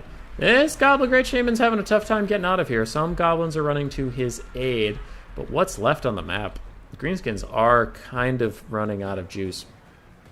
One Goblin Big Boss does run out, and it looks like he will finish off Skink Priest of Beasts, and that is very good. The other one's about to be picked apart by the Pterodons. Some of the Pterodons are running out of ammunition. That could be a problem for the Lizardmen, but you can see here, Goblin Great Shaman, one of the worst leadership units on the Greenskin roster, is almost breaking. He even has to pop Crown of Command on himself just to stop from breaking while he's at half health on a giant monster. That's a little sad. Just a little sad. Greenskins are swarming over anything that's outside of the central pocket that they can, trying to kill off everything. And this Goblin Great Shaman is still unbreakable for a bit, but that's going to wear off, and I think he's going to immediately rout when it does, because his banner's blinking even while unbreakable, which tells me underneath the Crown of Command, it's not going good over there. Wear off. Let me see. Ah, yeah, there you are. You are breaking. Boom. He is breaking. It looks like the Goblin Big Boss in the distance is fighting Pterodon Riders. He either shattered or killed that Skink Priest of Beasts, so he's not coming back at all. These Pterodons should chase off the Goblin Great Shaman. I don't see him coming back. Without him, can the Greenskins still win? Maybe. They have an Orc Boar Chariot. Those are not as impressive as any of the Beastman variants, but they're something. I don't think that this boy's coming back. He is totally surrounded by Pterodons, who are... Oh, okay, maybe some of them are going into melee. That could be a mistake. If they just hovered over him, they'd be fine. Going into melee actually presents a little bit of a rebuttal for your opponent, because if they break you off, then you can rally. The guy's getting close-ish to the edge of the map, but those Spider Riders are having a real tough time actually finishing him off. I'm just going to hit this. Whee! Okay. Orc Boar Chariots are getting poked a little bit by some Pterodon Riders. It looks like they're coming to try and bail out this situation, which I don't think they should be doing. They can't really stop the Pterodons from doing whatever they're doing.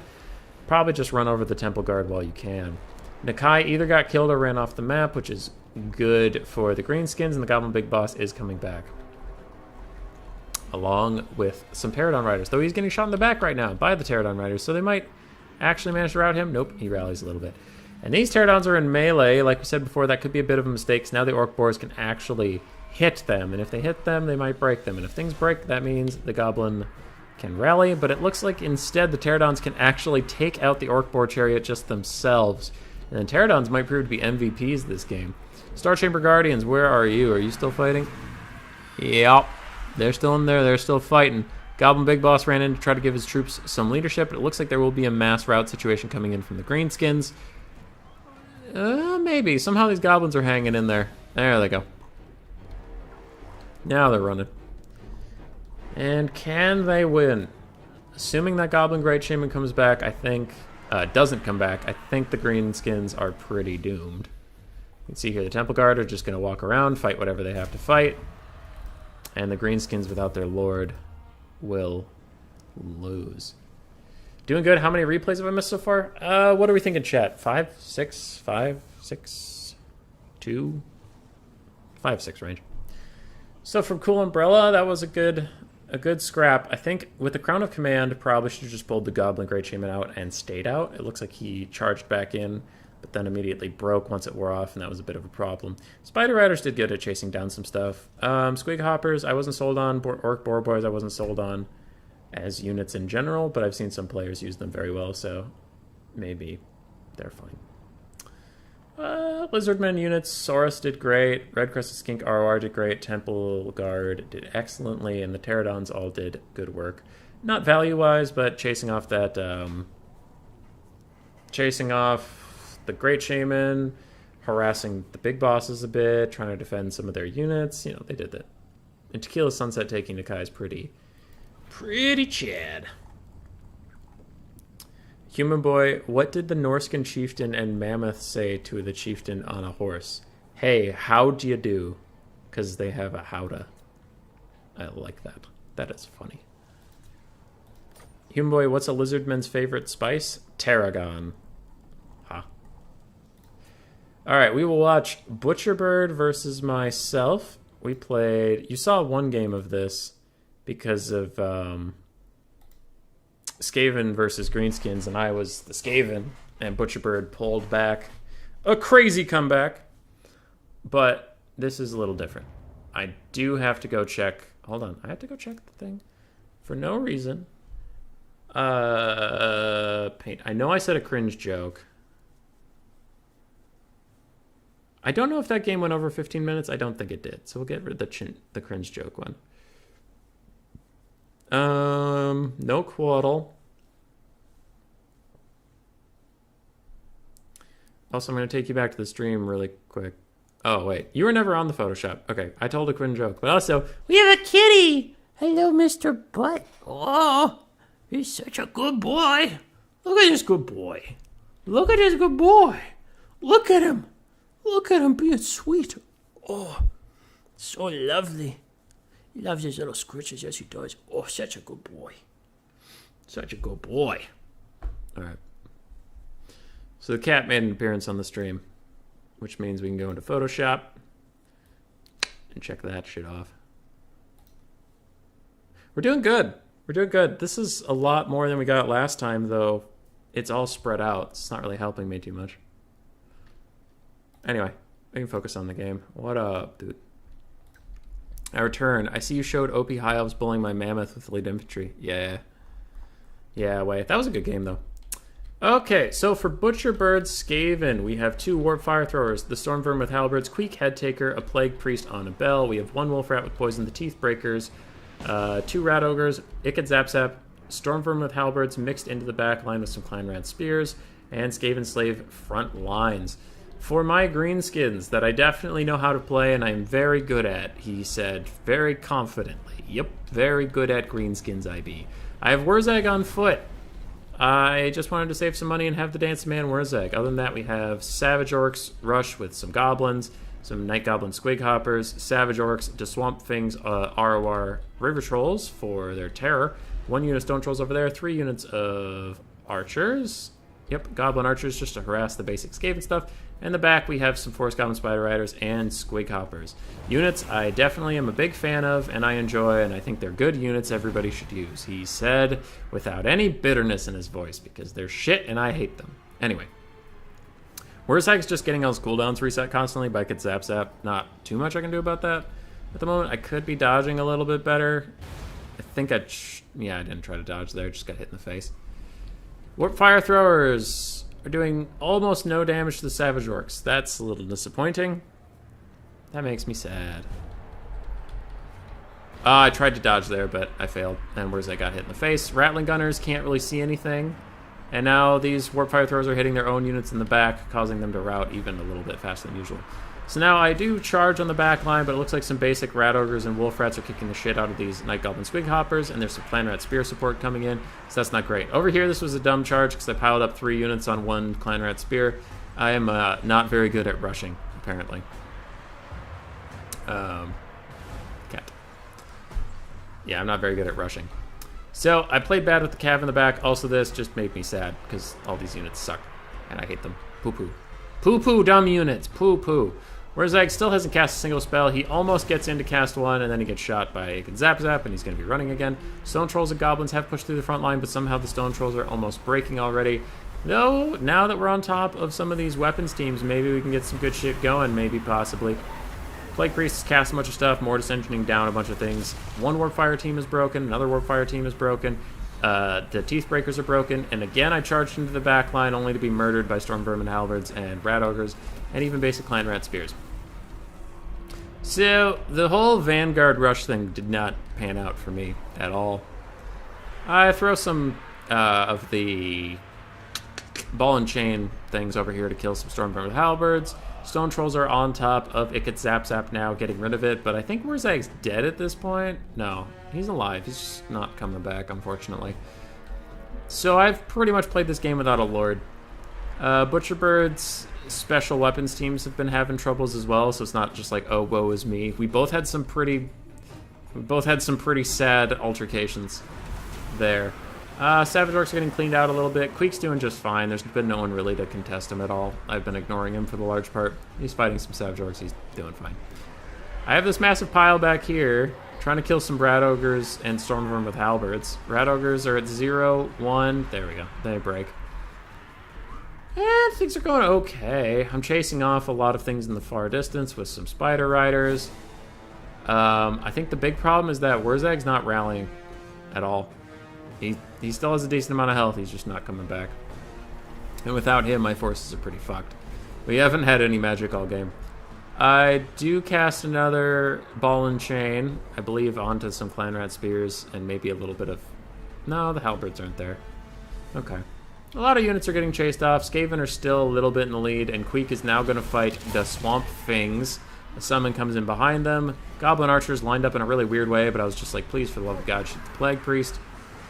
And Queek's taken some decent damage from the Swamp Things, but now they're surrounded. They're going to get contaminated by the Plague Priest, and their leadership's going to drop exponentially quickly. This big old blob up here is still chasing down and killing some Clan Rats. I was too afraid to separate out some of the more wounded units. Otherwise they would break, but they break anyway. Still trying to fire what archers I have at the Plague Priest.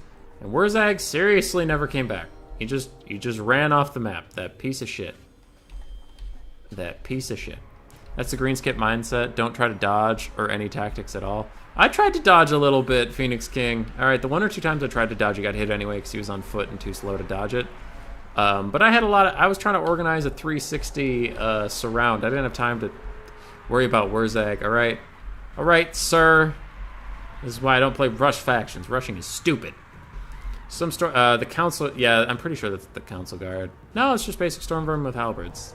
Somehow their leadership is still full after all that. Plague Priest, Queek are all still alive. Other than that, I'm just trying to isolate and take out some things, but back here, even some Stormvermin with halberds and Rat Ogres rear charging. We're gonna get broken pretty quick. And that's it for the Greenskins. That's it. He danced off the map. Yeah, dude, fuck, where's Ag? This is why people take Rom. Because he's not a dirty little coward. Dirty little coward bitch boy.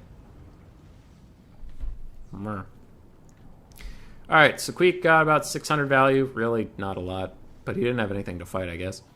Plague Priest did great. Got about 1500 value. Skaven Slaves and Spears did fine, I guess. They did their job. Warp Fire Throwers struggled.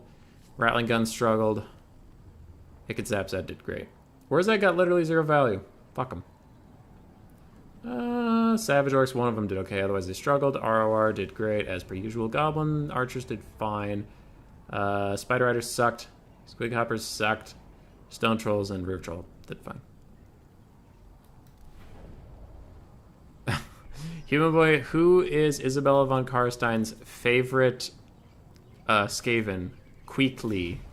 As in, quickly, because she says quickly all the time. Yeah, Rush is dumb. I only play Box Rush Kite. Yeah. Loopy, I was being facetious. I don't think Rush is dumb. I'm always salty at how bad the greenskins are at certain things. I'm not good with greenskins at all. Alright, we got Queek. We got Warp Fire Throwers.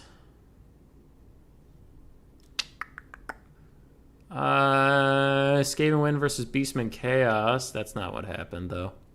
Lord didn't die in the first 2 minutes. He never died. He just ran away like a little coward. Like a little coward, sassy frass. So if we get a Hellblaster Volley Gun or an Organ Gun, the stream will end. That's the closest we are to a bingo. Or Kolek and Queen Bess. We're getting pretty close on multiple fronts. Human Boy Mod's getting in a fight. The Norse ever win anything? Alright, we're doing okay. We're doing okay. And I'm almost getting caught up on some of the replays people have sent me. Now, there are more in the Discord I need to go get. I know that. But I at least wanted to get through some of the older ones first so that they didn't just perpetually get thrown in the back. But I will eventually get to all the replays people send to me because I said I will. And I've never ever lied, probably. He said not very confidently. Okay, what do we have here? I don't remember who this was from. We'll find out in the end game. We have Tribble, Feral Coldbones for the Lizardmen, the Umbral Tide Salamander Hunting Pack. We have 4 Skink Horse with Javelins. We have 4 Saurus Warriors with Shields. Nope, 5. 2 Skink Skirmishers on the far flanks. We have Krokgar on his Horned One with Hands of the Gods and Swiftness of Itzel. We have a Skink Priest of Beasts with Curse of Onrir and Flock of Doom. We have a Bastildon with the Ark of Sotek for the Lizardmen. Oh my goodness! For the Beastmen, that Jabberslay took a bunch of damage from the Hand of the Gods, that poor thing. We have the Bloodbrute Behemoth, Gorgon, we have a Doom Bull. Other than that, we have a bunch of Ungor Spearmen as the front line with Gore Herds with shields backing them up. Triple Ungor Raider. Looks like we have the Butchers of Kalkengard and a Bray Shaman of Beasts on the ground with Curse of Onrir, Whistlern's Wild Form, and Flock of Doom. Beastmen have collided with the Saurus front line. The Saurus front line is very tanky, very high leadership. And if these Skink Hordes with Javelins can all get in position and start throwing, they can do a lot of damage to the Butchers of Kalkengard. You guys got to line up and start going. Pew pew. I don't know why they're not pew-pewing. They're all just standing around. But it looks like the Bloodbrute Behemoth did not have a good time. Ooh, and he is getting just mowed down by the 4 Skink Javelins and the Salamander Hunting Pack. That boy is not having a good time at all. Another volley from the Umbral Tide comes in. They do so much damage to him. Oh goodness. Oh gracious. Oh malarkey. Oh, he is dead, Zo. Dead as hell. Alright, he shatters. Doombull and the Jabberslythe are getting involved in the backline. The Jabberslythe getting on top of the Umbral Tide is a very good play from the Beastmen player. Krokgar, the Ark of Sotek, and the Skink Priest of Beasts are all just thinking about what to do with their day. They're not really needed so far, and so far the Lizardmen are taking a very early lead. Feral Coldbones surrounding the Jabberslythe, doing a lot of damage to it. Looks like these Skink Hordes with Javelin are rearing back, and are they going to fire? They are. They do a good 500-600 damage. Ooh, god damn, they are just cutting that thing down. Oh, that poor boy. Somebody get him out of there! Oh, and now the Umbral Tide are firing in, and this poor Jabberslythe. Oh, no. Oh, it's all good, Lord. Oh, jeez. My third game versus Meme King was long. Ah. I see. I see. Jabberslythe's struggling. Struggling. He is now shattered. It's pretty much Doombull versus the world. Kitty. I don't know how to position that camera so my arm's not going to be in the way. But there's a kitty down there. He's just having a day. Okay. Back in the game. Focus up, human boy. God damn. God damn it. Beastmen are largely in Exodus. Their 3 younger raiders are all still online and they can fire. But look at all these Saurus. There's a full Ark of Sotek there. Krokgar's very healthy. There's a Doom Bull. This balance of power is full of shit. The Beastmen are Beastmen are out of this, dude. There's even a Hand of the Gods coming down the Doom Bull. Yeah, balance of power, you're a liar and a sucker. Feral Cold Ones are going to surround and kill the Doom Bull a lot. Salamander Hunting Pack shoots, and the game ends all of a sudden because the balance of power doesn't know what's up. So Hank Cyrus coming in with the Lizardmen Goon Squad. Just slapping those fools. Skink Jabs all just did amazingly. Skink Skirmishers struggled a little bit. Feral Cold Ones were nice for tying some stuff up. And the Umbral Tide did their job. Doom Bull tried his best to carry the heavy-ass roster that he was stuck with. Because Beastmen are still poo-poo. Bad units. Jabberslythe and Gorgon struggled pretty hard. That was Matt Shield versus Cyrus. Okay, did we get anything?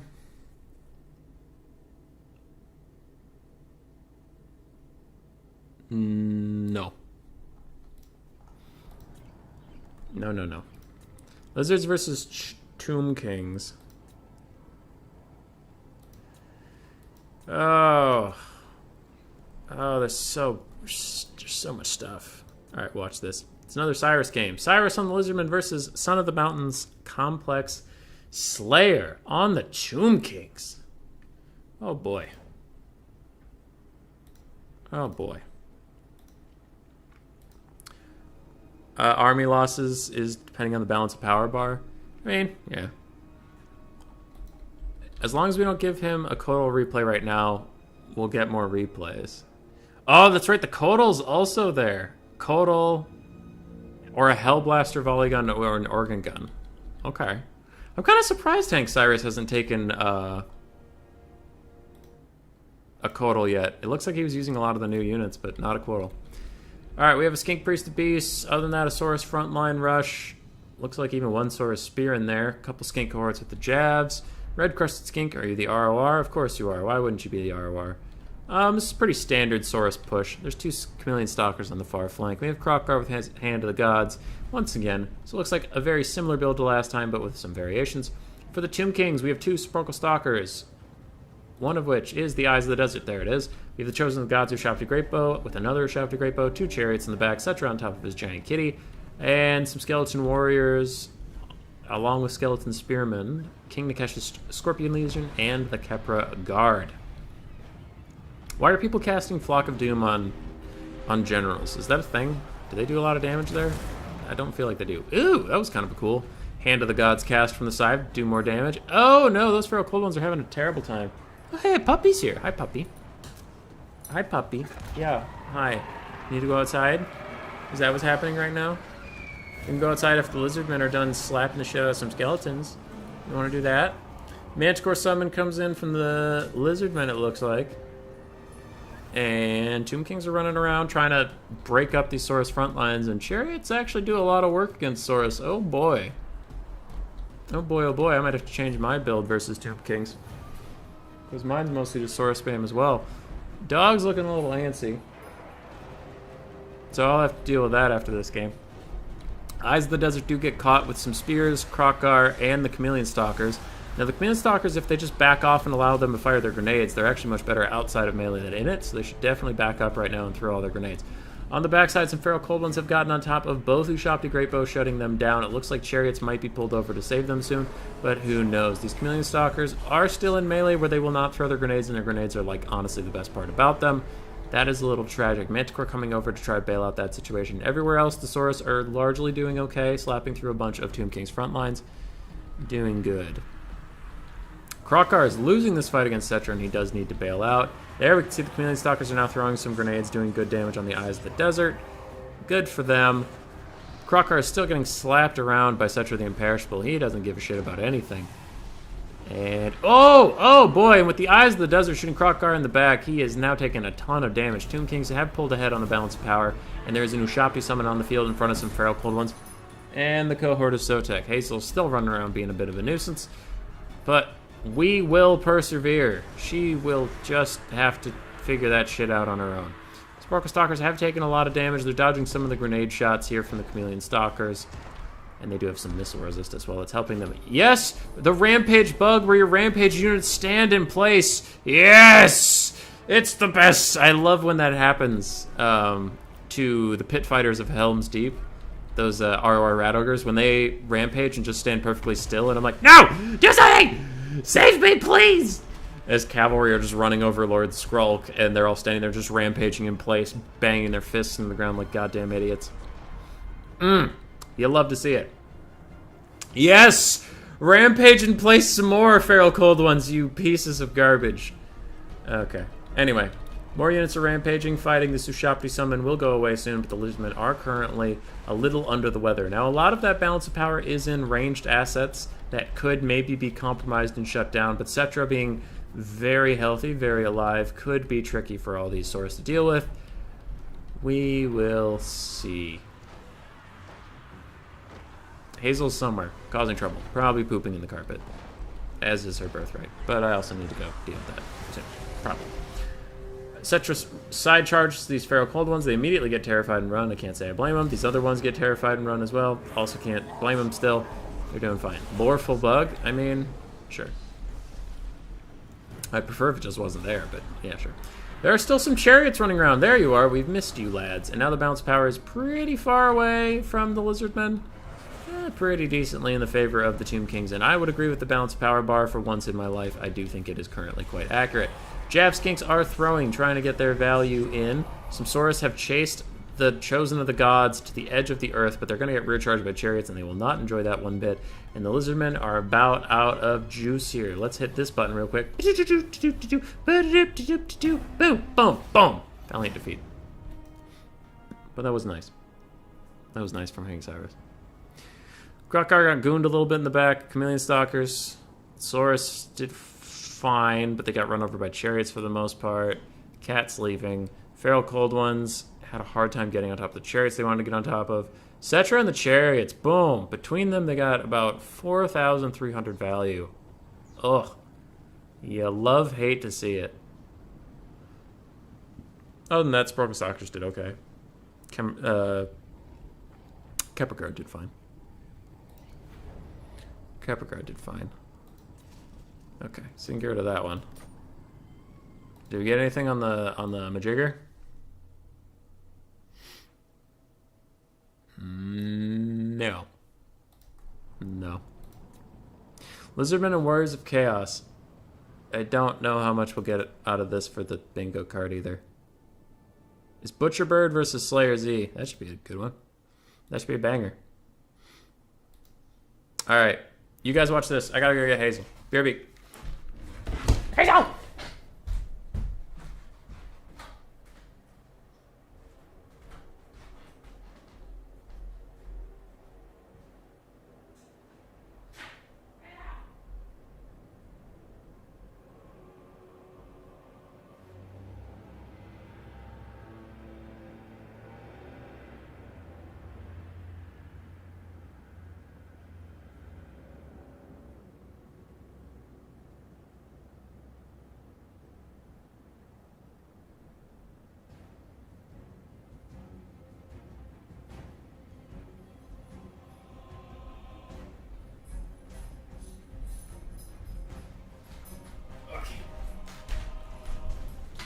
Oh, dog.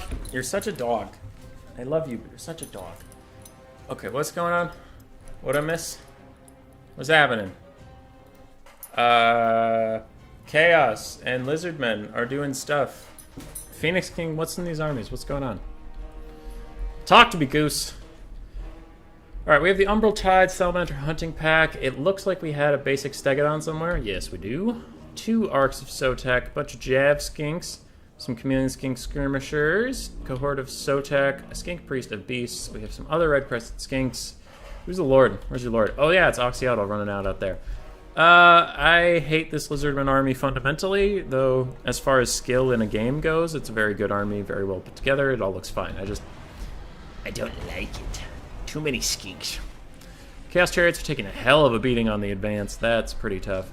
And it looks like some Chaos Marauders are also getting nuked down on their approach. Other than that, we have more Marauders, more Marauders. Archaon, the Ever-Chosen, with Piercing Bolts of Burning, which is interesting.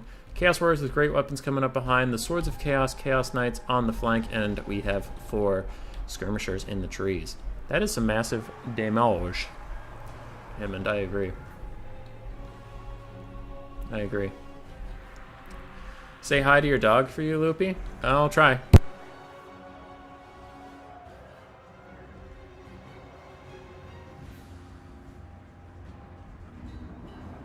Alright, she's long gone. If I see her again, ever, I will say hi from ODM Loopy. Piercing bolts of burning coming in on top of the red-crested skinks, doing a lot of damage around Archaon, and will rout them off so he can run over and fight the Umbral Tide. Good play there from Butcherbird. Other than that, his front line is taking a massive amount of damage. Some Chameleon Stalkers have been slightly forgotten in the field, it feels. They might come up soon. We will see. 4 Skirmish Cavalry running in, but all of them get hit by the Flock of Doom upgraded. That will do decent damage to them. Yeah, they're getting a bit of work in. But the Stegodon running into their backs will do more damage. Archaon's fighting some red-crested skinks still. I think those may be the ones he routed off earlier, have come back for revenge. Chaos Warriors now fighting all these skinks will start to do some really good damage because skinks are not the best troops, which is also why I don't like them. I think Saurus are cooler. I'm a Saurus man. Marauder Horsemen are largely routing off. It looks like they got hit with the Stegodon just slapping them in the back. Archaon's taking a ton of damage. Swords of Chaos are trying to charge in here. Maybe they get on top of Oxyotl, who can be squishy in melee combat. He only has 2,200 health at the moment, and it will hit him, and they will start doing damage already. So that's good stuff. Butcherbird scrapping back to this game. He definitely was at a deficit because he just took so much damage on the advance, which isn't necessarily his fault. It's a difference in the builds.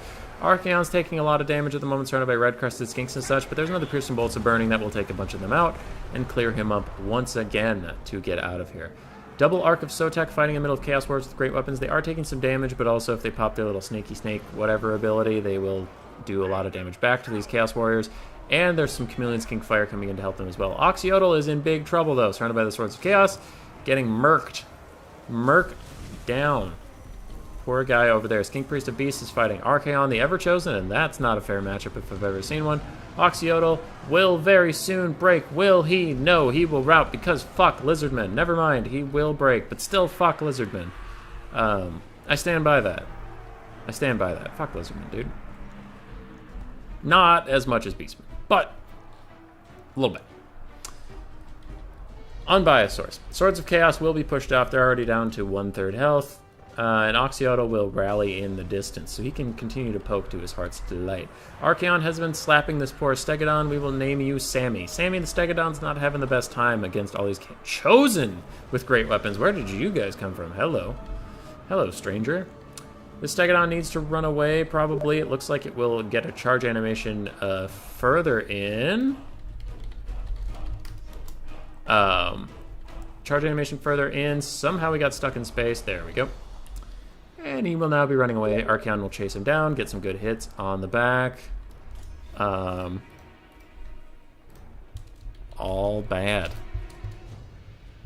Send him a big old scary frowny face just to make sure he knows I'm really mad. Really pissed off. Go away. Okay, what else is going on? Steamicking. I don't know what that means.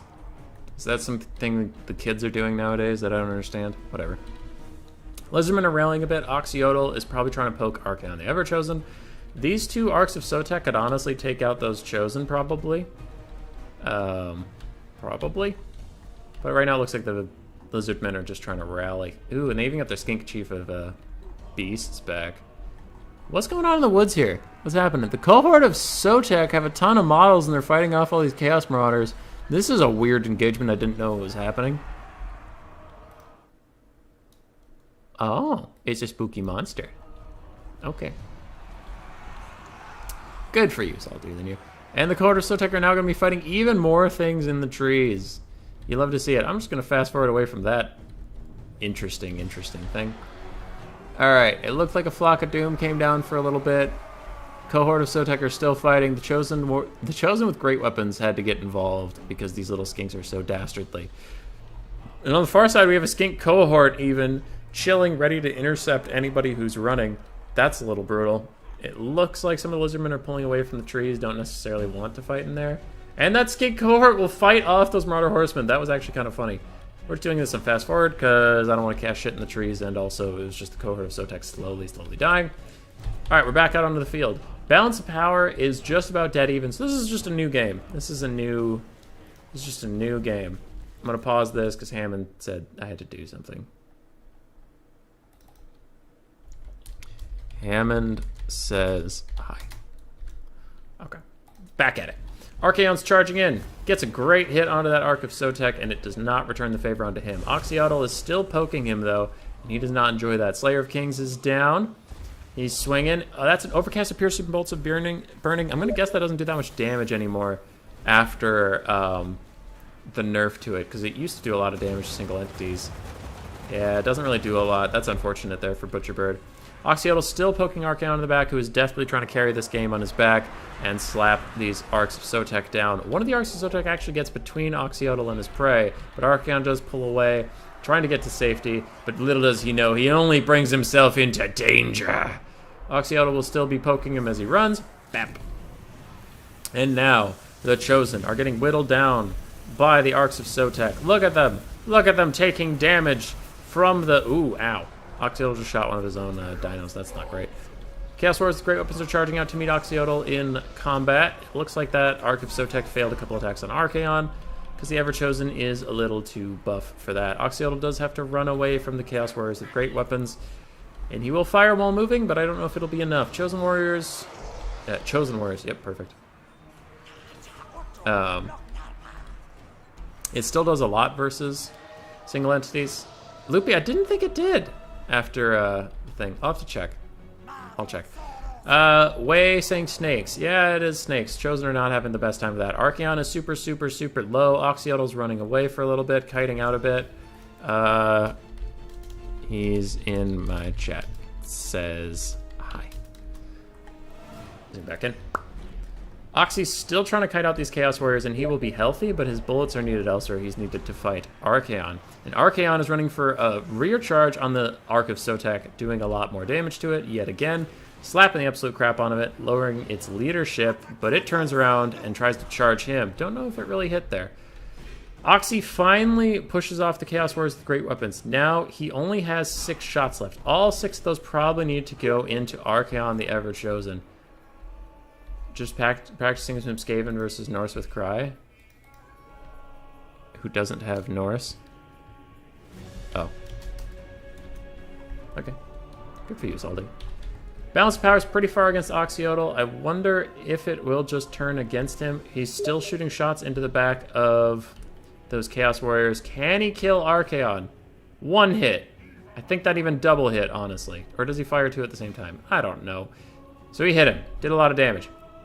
Missed him that time. Maybe. Maybe he did some damage? I don't know. Fires again. Does he fire again? Oh, he reared back to shoot, but he didn't finish it! He didn't finish it! Archaon just decks him. Oh, that's tragic for the Lizardman. He canceled one thing. Archaon of Sotek? Yeah.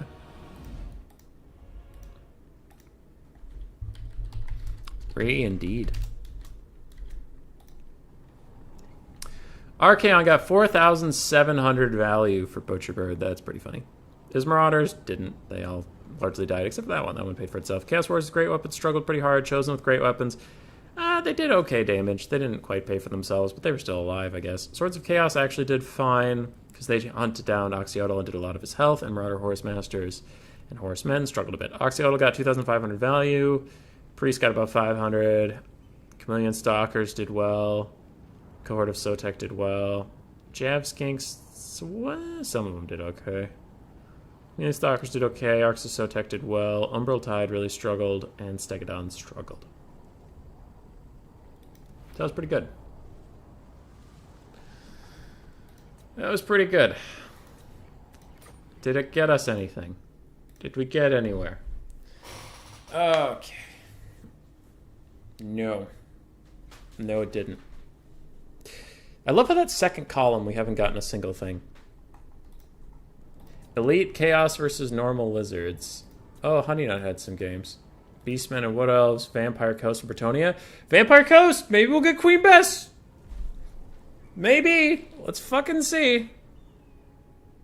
No, we didn't get it. Oh. Sad times. Sad times, dude. Alright, so we have Butcher Bird on Bretonia versus Honey Nut on the Vampire Coast. So for Bretonia, it looks like we have 2 Royal Pegasus Knights. In the back, we have Lewin in the sky. On the ground, we have a Damsel of Life with just Earthblood and a Damsel of Heaven with just Windblast. Some Battle Pilgrims and Peasant Mobs, along with a couple Men-at-Arms even. Interesting stuff there. We have Knights Errant. Just cheap knights, since you know they're going to probably get blasted by Vampire Coast units. And then some Peasant Bowmen with Pox arrows in the back. Less bowmen than I would think. But maybe they just didn't want to spam it. 4 Fellbats for the Vampire Coast. We have 1 Mortar, a Shade Wraith Gunner unit, 2 Gunnery Wights on Crabs, Noctilus on foot, a mix of Pole Arm and regular Deckhand mobs, and then the Bloody Reaver Deck Guard, the Depth Guard ROR. We saw a lot of these guys in my recent Tomb Kings versus Vampire Coast Civil War. That was pretty fun. But usually they're a pretty rare unit, so it's good to see them. Bretonia's taking a lot of damage on the advance. I'm just going to hit this button real quick till it gets interesting. Okay, some peasants have shattered off, but now the archers are in range to counterfire, and the front lines have almost collided. These Fellbats are going to have a terrible, terrible time versus the Royal Pegasus Knights. You can see here, they just get fucking destroyed. Oh, God. Alright, so they're not having a good time at all. King Lewin's running around with some other Royal Pegasus Knights trying to chase those Fellbats around, but one unit's pretty much dead already. It looks like the Knights Errant in the back. I don't know if they've been forgotten, but they certainly aren't active right now. Now, the Shade Wraith Gunners are making short work of the Peasants with Pox arrows because they have discouragement on their shots, so they lower the leadership, along with lowering the leadership just from shooting someone. But, oh boy! The Royal Pegasus Knights diving down on the Shade Wraith Gunners, and even though they're ethereal, they just get worked. Actually, the Royal Pegasus Knights do magic damage! Oh no! Alright, those Shade Wraith Gunners are super dead. Lewin's running around trying to cycle charge some stuff. It looks like that Heavens Caster is taking a lot of damage as well. I wonder if she overcast some Wind Blasts and they went against her. Scabscraith coming in, taking out, oh, so many peasants. That was brutal. And another one coming down slightly misses the Battle Pilgrims over here. That is a little tragic. But the Shade Wraith Gunners rally. Huh. Looks like they got an invocation into heck, and then the Bloody Reaver Deck Guard just pushed up and got him out of there. Now there are some rear charges coming in from the Royal Pegasus Knights on this Gunnery Wight, and King Lewin is fighting it. That is going very well for Bretonia. And we see a summon coming in now. Where is that? What was that? What's going on? What's happening? That's looking weird. I don't know what summon came down where, but it didn't work. The front line is falling apart for the Vampire Coast just a little bit as Bretonia pushes its way through. There are plenty of knights in reserve that can run around, deal with whatever they want to deal with. And King Lewin is now getting surrounded by some zombie deckhand mobs, but even though they have pole arms, they're still pretty shitty zombies. And Lewin will be fine. I think Bretonia is in quite an advantaged state. The balance power still says it's even, but I think Bretonia is doing quite well. And another charge onto the Shade Wraith Gunners. This one will take them out, and they honestly almost heal capped, which is kind of crazy. Good for them. Royal Pegasus Knights. Yeah, I didn't think you'd get to see it, huh? The central blob is doing quite well for the Vampire Coast, but everywhere else is going so poorly. I have to imagine that there will be a lot of Wind Blasts and cycle charging to death. Royal Pegasus Knights charging onto this Gunnery Wight. How much damage do you do? Some, not a lot. Some of them got distracted by these pole arms. What archers are there to rally? There's one Fellbat unit just prowling around, but it looks like we're down to one archer. The other two are dead and gone. Gunnery Wight trying to fight some Royal Pegasus Knights with Noctilus running in to help. They will try to fly away. Those two got off the ground real quick for being in combat. Oh, was that a bug? Was what a bug? You're gonna have to be more specific, unfortunately, Hammond. Unfortunately. Another good Scabscraith coming in, taking out some Holy Wardens and pushing them off. When the Black Tornado came down on the Royal Pegasus Knights, it hit air when they were flying. Oh, I didn't notice, but that sounds believable. Bretonia is losing a bunch of infantry now. And Earthblood's going to heal up some of these guys. Can they pull this back? My heart says no, but the balance power says yes. This Gunnery Wight's getting now charged by Royal Pegasus Knights and Knights Errant on the back. That's not great for him. The Bloody Reaver Deck Guard are hanging out next to Noctilus, regenerating a little bit with the Hunger, and oh, this could be big. If those Knights Errant don't run up and save that Peasant Bowman, Without those pox arrows shooting in on these unshielded units, they actually could be pretty hard to take out in melee. Butcherbird does see that now and runs forward to take out the Fellbats, and he will do a lot of damage very quickly. I just don't know if they will save them before they rout. We'll see. I hear a summon coming in. I don't know what happened to it. Is that a summon? Are you a summon? Am I a summon? I don't know. Dude, I don't know where these summons are going. I just keep hearing the noise. Another Shade Storm coming in. I hope that's what it's called. Oh, it's Wraithstorm. Wraithstorm coming in, sniping out some more Royal Pegasus models. Those Royal Pegasus have been doing some really good work this game, though. Lewin's going to get a rear charge on the Gunnery White. Looks like he's trying to catch up to it, and he's probably going to hit it there. Alright, he gets a couple good hits in. It's probably dead. So there's another Gunnery White. There's Noctilus. Oh, and the Bloody Reaver Deck Guard are going to get in here, and they just start chopping down the Royal Pegasus Knights, along with the Gunnery White, who's no slouch in melee combat. And can he get into heck? If that Gunnery White gets into heck, he will probably rally and be okay, but I don't know if there is one for him. He's crumbling, crumbling, crumbling! And he's probably dead. Another Earthblood comes in for these Royal Pegasus Knights. I'm kind of surprised I don't see their healing cap yet. The Bloody Reaver Deck Guard.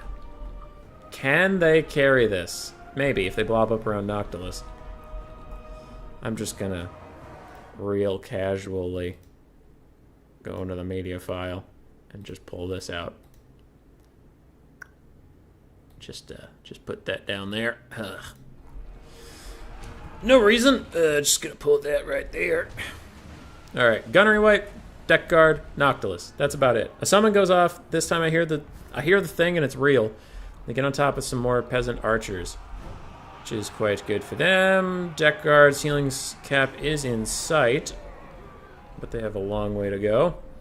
Those peasant mobs are running. I mean, peasant bowmen, but they are shattered. No more arrows. No more arrows for the Bretonnians. We are down to the bump. We are down to the grind. We might even be down to the bump and grind. Shocking as it may be, I think it has come to that. Lewin's chilling in there, taking literally no damage against all these units. Hey, Noctilus got a hit on him. I don't even have to move the camera. I can do whatever I want with my hands. Royal Pegasus Knights are charging in. Getting a bit of a rear charge on some of the Deck Guard. Taking some damage. Get out of there. Noctilus, did he overcast Invocation of Heck? Is that what that was? Yeah, okay. Yep, overcast Invocation of Heck. Trying to save the Deck Guard. I wonder if they have their damage resist thing, that Enrage. Is that Enrage? God damn it, fuck. Yeah, Enrage. I wonder if they have that. That would be useful. Some zombie deckhand mouths of polearms are fighting off Knights Errant. They might break pretty soon. There they go. Knights Errant over here. Knights Errant there. Royal Pegasus Knights with 11 models still here. Royal Pegasus Knights with 4 models still here. Hello. Lewin can still cycle charge. He's on his Pegasus, though. I didn't notice that. He's not on Byakhee. Okay, that makes his armor piercing much less significant. And he gets slapped. He gets backhanded by a crab. Okay. Interesting. Interesting there. Noctilus is getting some work in. Lewin's taking some damage. His healing cap is well within sight. There is a rear charge from a metric shit ton of knights. And the Bloody Reaver Deck Guard are so low on health, they are pretty much heal capped. If they have their damage resist aura, they should pop it right about now. Now they use it. They use Enrage. They're still hanging on. They have a little bit of health left. Gunner White and Noctilus fighting. Noctilus Art in the corner. He is Atlas. He is holding this world up all by his goddamn self. Gunner White gets rear charged by Lewin, but Lewin is going to get rear charged by Noctilus, and Noctilus misses. Classic Noctilus. Just classic. He does get a summon in, though, and the Bretonnians are getting a little scared. Getting a little spookle-wookled by what's going on in here. Where's Lewin? There you are. He's hanging in there. His healing cap's coming up fast, though. Gunnery White. Oh, just gats a knight in the face. That was not great. We have 11 Pegasus Knights left for that unit. The other unit, they have 2. Not as many. Summons on the ground, still hanging out. The Deck Guard are still hanging out somehow. They have 30 health, 27, 75. Oh, they're healing so much! Look at them heal! Holy crap! They have 3 whole models, and now they are heel capped, and now they will probably die. Die a horrendous death.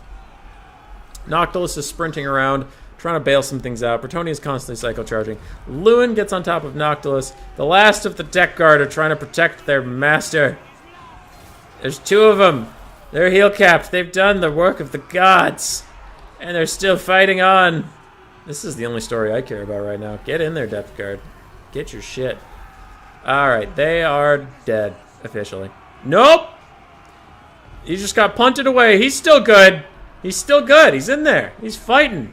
Noctilus is still fighting against all these Knights Errant. The balance of power is a little bit in the favor of Bretonnia, but it's honestly super close. If anybody can get some good hits onto Lewin, that could be the end of it.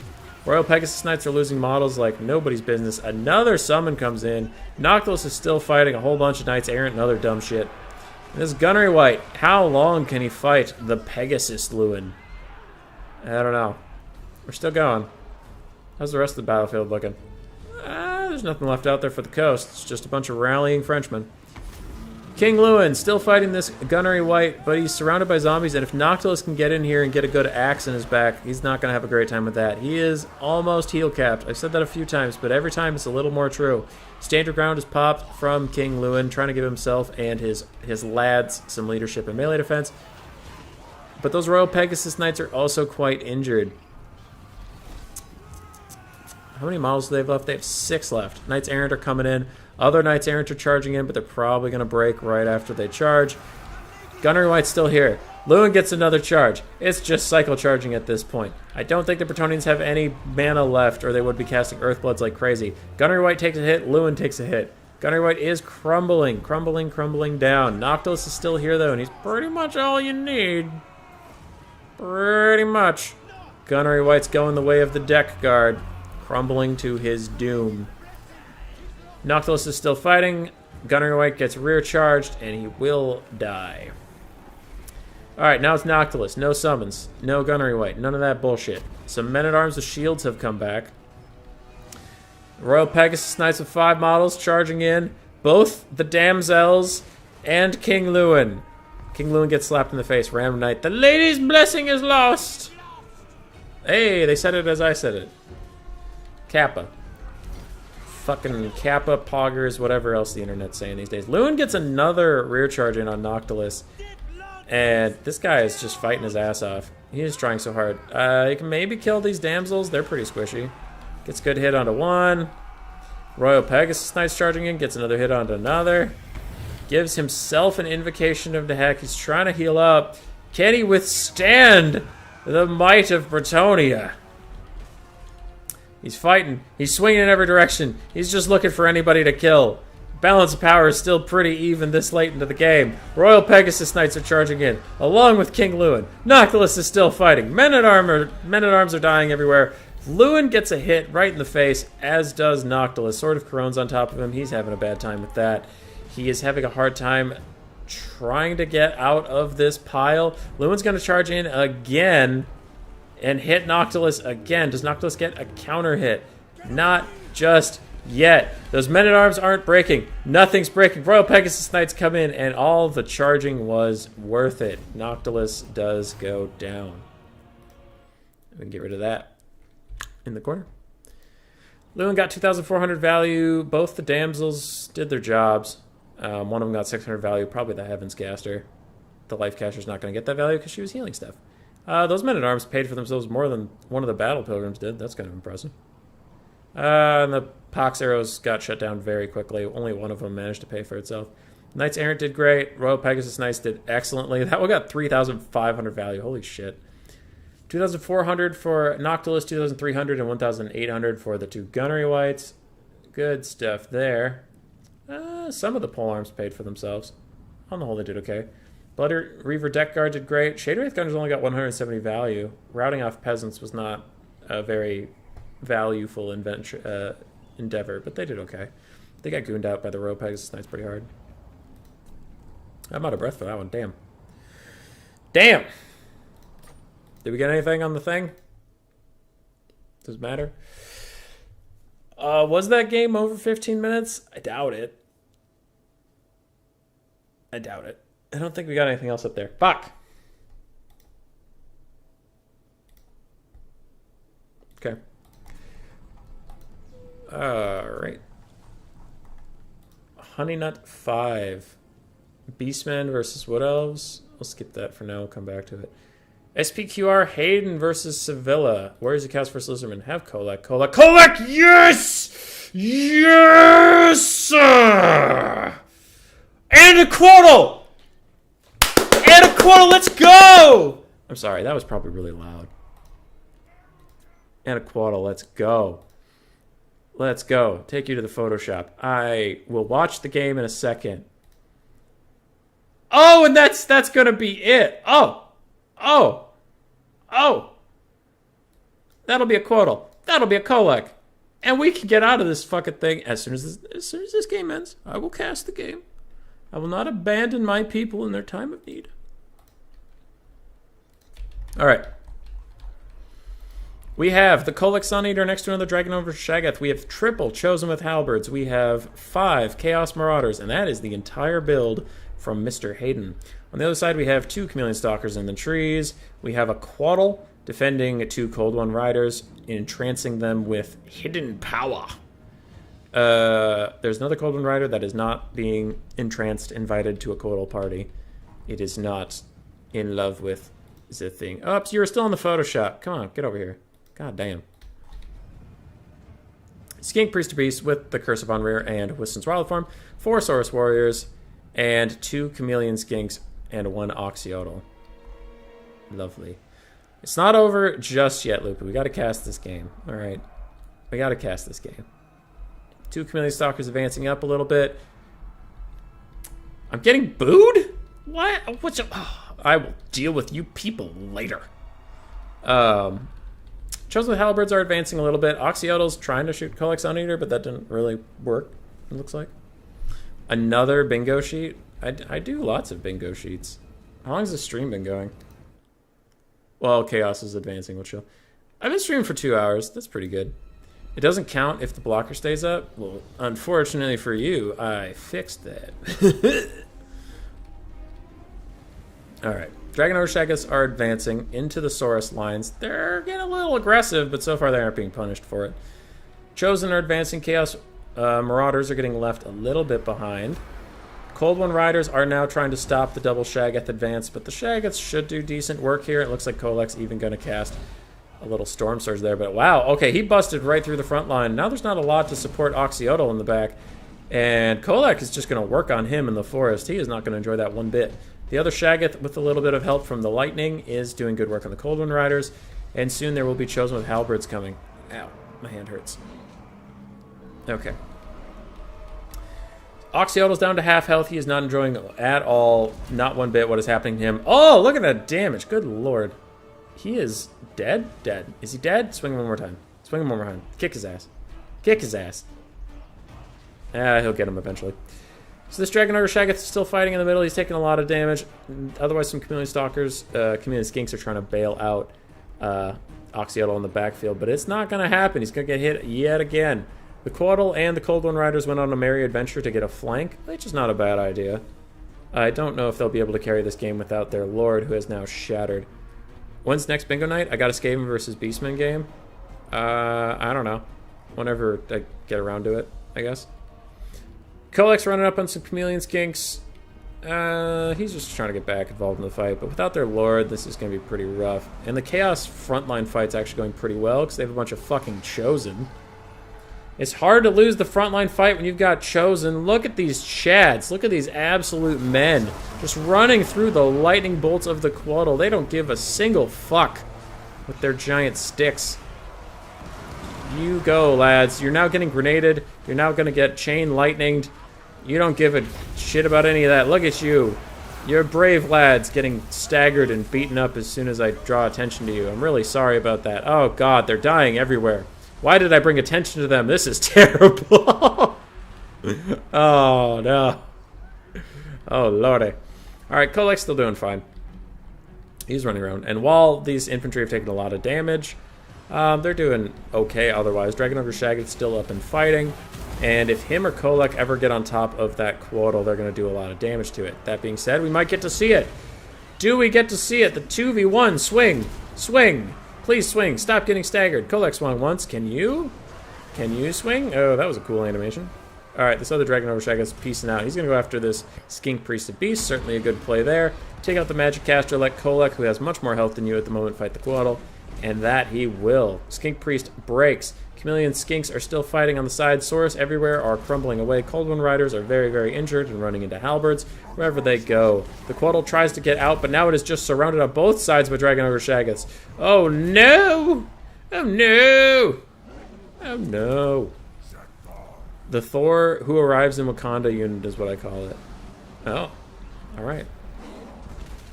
It does manage to get a rear charge on that other Shaggith, officially breaking him off, and he might just die if those Chameleon Skinks get all over him. And that Quaddle is not giving up. It is staying on top of that poor lad and even killing him. Okay, that thing it was out for blood. It doesn't care that Kolek's beating the shit out of it in the back. It doesn't care at all. It just wanted to kill that one guy. Alright. With that dying, it looks like the other player backs out, and Hayden will be victorious. His Shaggith only getting 800 value, but Kolek getting 3,400. Chosen with Halberds all getting pretty decent value, considering these two still had a ton of health. Chaos Marauders didn't do as much. Nah, that one did okay. They certainly struggled. Oxyotl died right away, so we're not really going to see any value out of him. Saurus did okay. Chameleon Skinks did well. Cold One Riders did okay, and the Quaddle did actually pretty well, considering. So that was pretty good. That was pretty good. Elite Chaos versus normal Lizards. Alright, it's gone. And over on the Photoshopper thing, we have our first bingo bongo going in there. And we're good. Chat, do the poll. Do the poll. Okay, do the poll. Keep going. Let's go. I'll wait on the poll. I'll wait on the poll while I collect myself. Okay, replays for human. Oh, and Josh had 2 for me too, didn't he? God damn it. There's so much going on. Mr. Overlord, scroll up. Scroll up. Scroll up. Super fun game. Good for you. Warhammer 2 replays. Boom. Probably one of your best executed games. Boom. And back to the replay files. How are we doing here? Oh, you guys voted 4-0. Keep going. Oh, boy. And then there's a demand for the quick battles. Another poll. Hang on. Hang on.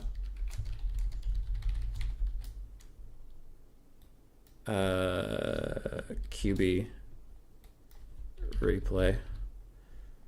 There's another freaking poll. Save. Saving all the builds people, not builds, all the replays people have sent me. While I figure out what you people want me to be doing here. Double necrofax, clickbait. Okay. I like clickbait. Lewin Cath's bull by the horns. Okay. Okay.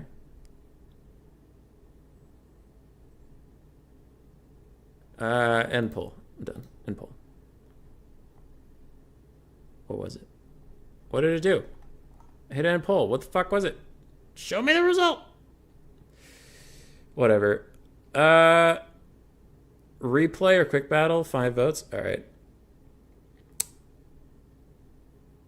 Loopy sent me some games, and I saw them just messaging now. So let's see what the heck Loopy sent us.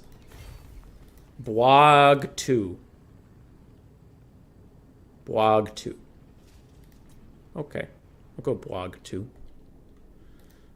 Sorry, Tiago. There was votes. The votes do not lie. So we have Pantalinade with Bretonia versus the dreaded Beastmen. We have a Gorgon, a Doombull, a Bray Shaman of Beasts, bunch of Centaurs. Just so many Centaurs. The Sons of Goros, Centaurs are great weapons. More Centaurs are great weapons. And the Grog Hooves of Wolf's Run, the throwing axe ROR that has regen. Other than that, we have an Ungor Herd front line. That is it for Loopy, I believe. That was Loopy, right? Yep.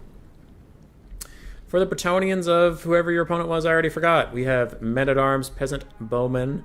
We have the Mounted Yeoman Archers, including the Wardens of Montfort that have poison. We have Questing Knights and Knights of the Realm mixed in the back line, and a couple Pox Archers, it would appear. Then we have a Paladin, the Green Knight, yes! And Fey Enchantress. You love to see the Green Knight. You love to see him. My voice is giving out on me a little bit, which is just fantastic. So, the Beastmen are getting into the thick of it already. They are going to slap through these peasant mobs so quickly. Fuck! Alright. Thank you, chat. Thank you. And, Loopy, I'll cast the other game. I got you, dude. I got you. I won't let you die like this. Only attach this one because the Green Knight? Well, we're watching it anyway. There's a Dweller's cast coming in from the Fey Enchantress to try to bail her out with the Centaur's great weapons, and it does some good damage, but it looks like the Beastmen saw it and tried to run away. The Gorgon and the Doom Bull are running at the Fey Enchantress right now, and look at him! They're Naruto running! They're Naruto running after the Fey Enchantress! They're gonna get her! They believe in themselves. Believe it. A Manticore gets a good hit on her, and her leadership's already actually really low. Some of the Centaurs are getting on top of the ranged assets for Bretonnia. Bretonia's winning the front line, generally, because of all the support they've thrown at it, but there are some Centaurs in their back line now. Their Hero Corps was not having the best time. Is that a Paladin? Ew, that Paladin's getting fucked up. Chalice Potions is coming down. Can the Beastmen avoid it? Yes, they can. They're very swift. Oh, can they? Yep, they can avoid it. They're fine. Bam. Largely harmless. That Paladin is not technically shattered, but oh boy, he's getting close. Archers are all getting shut down, like we mentioned before, and slowly but surely the Beastmen are grinding through the Bretonnian horde. Alright. Alright. Yeah, Loopy, I'll cast the other one right after this. Knights of the Realm. Getting slapped in the buns by some Centaurs. Manticore summon still flying around up top. Questing Knights are now fighting a Gorgon and not loving it at the moment. Grog Hooves are currently terror routing, but they'll rally. They have plenty of leadership, honestly. Ew, and the Bretonnian right flank is entirely collapsed except for one Knights of the Realm unit, which is now coming over to the center. And that's looking like a pretty foregone conclusion. The Green Knight, I don't know if he can carry all this. They don't have great magic damage to deal with him, honestly. But I don't know if they can deal with all this. Dazed. Oh, I didn't know the Doom Bull gave Dazed. I didn't even know Dazed was a thing. Okay. So he apparently lowers their melee defense and speed. Huh. Well, he's about to daze the shit out of the Fey Enchantress. She's not having a good time. And the Gorgon's coming in with the spin, flip, kick, monster jump, kick, flip. I don't know whatever terms to throw at that one. Sumo dive. Double backflip. And Army Losses comes in pretty quick.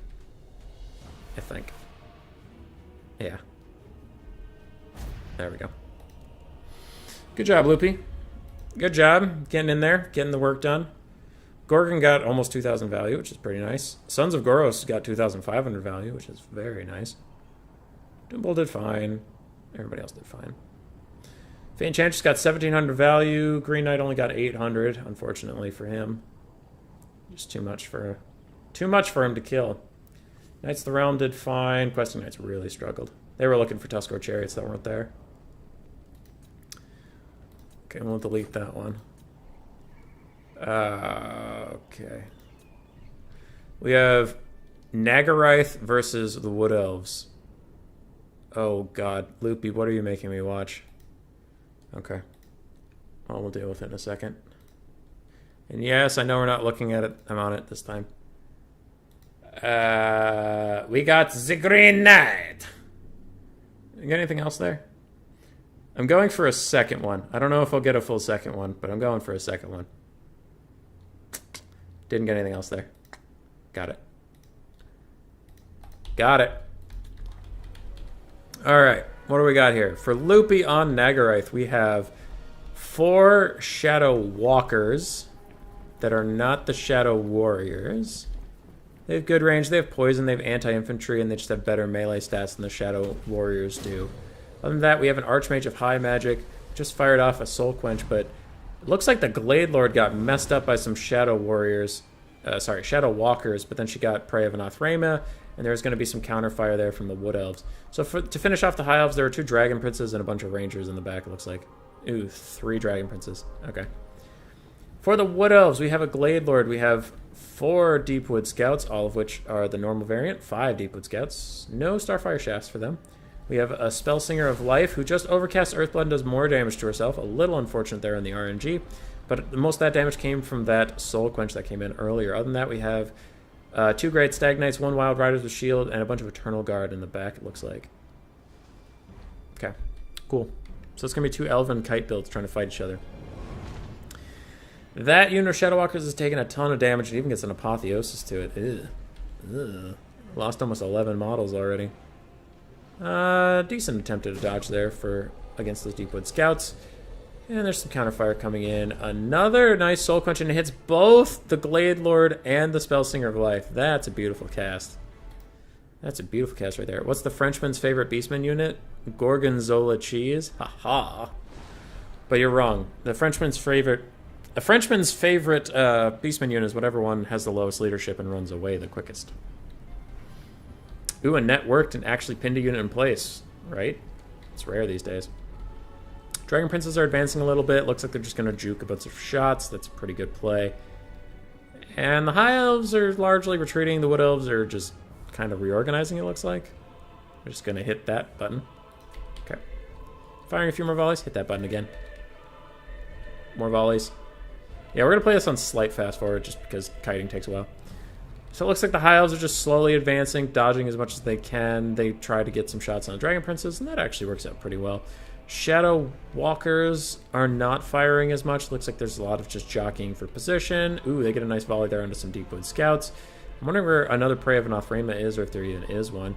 Now the High Elves are pulling back, largely shooting. We'll go to normal time again now that things are actually happening. Rangers are fighting Eternal Guards with shields. I think Rangers will win that, but it's always hard to tell with Rangers. They don't seem to win anything particularly quickly.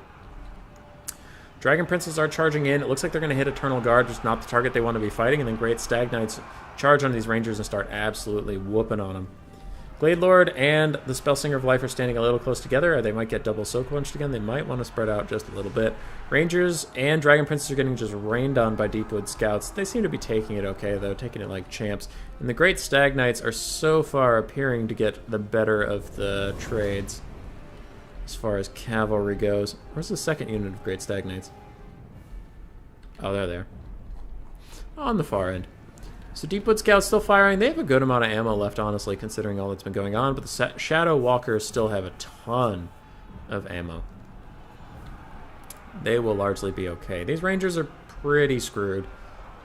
So are these ones. They're just kind of stuck in no man's land, getting shot at by Deepwood Scouts. The Glade Lord is almost heal-capped. The Spellsinger of Life is heal-capped.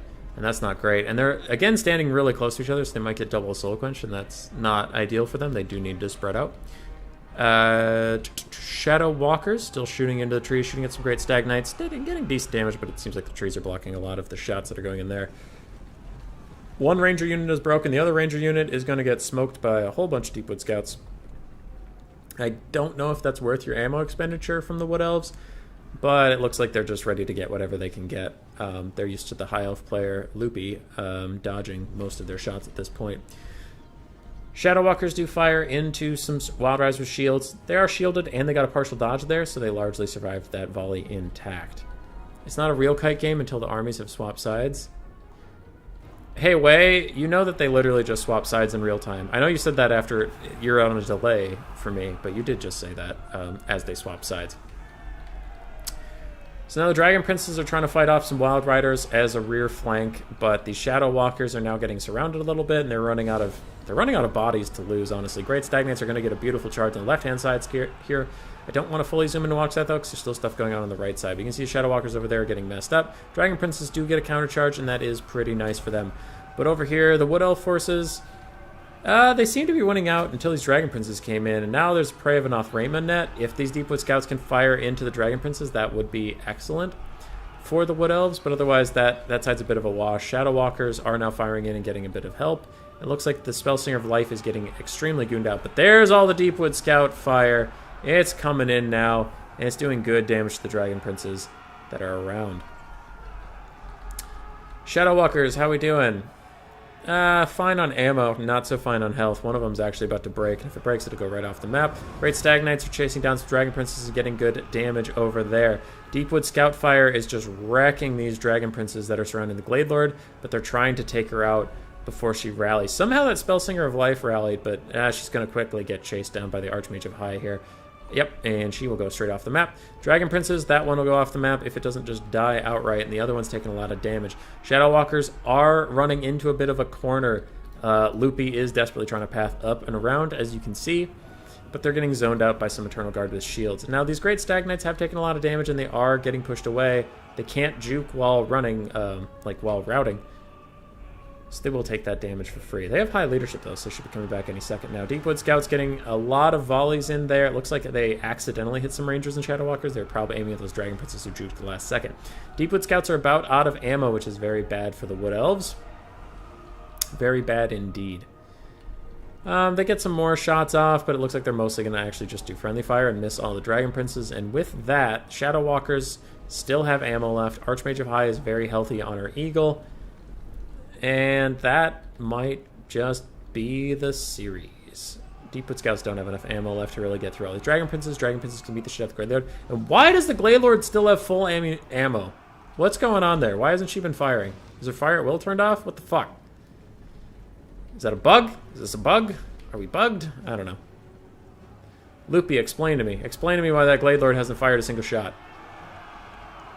Alright, with the Prey of Anothrema, that Dragon Prince actually gets net down long enough for some of the Deepwood Scouts to take it out. It's going to fire its last volley here, it looks like, and they might be able to take out these Dragon Princes. Glade Lord's desperately fighting. Some shots do come in. You see a lot of damage. Now Eternal Guards are flanking on both sides, and those boys might be done. But Shadow Walkers still have ammunition. And the Shadow Walkers are pretty decent melee combatants, so they are not actually that worried about all these things. Butcherbird, hey, how's it going? Pretty good. We saw a couple of your replays, and I think you won all 3 of the replays I had from you. I think. So it's pretty good for you. Shadow Walkers are just going to murder all these units in melee combat, and they still have ammunition. They'll be totally fine. And this Archmage of High Magic's running around. So even without Dragon Princes, I am pretty sure Loopy's got this. I'm going to hit that button, and they're all dead.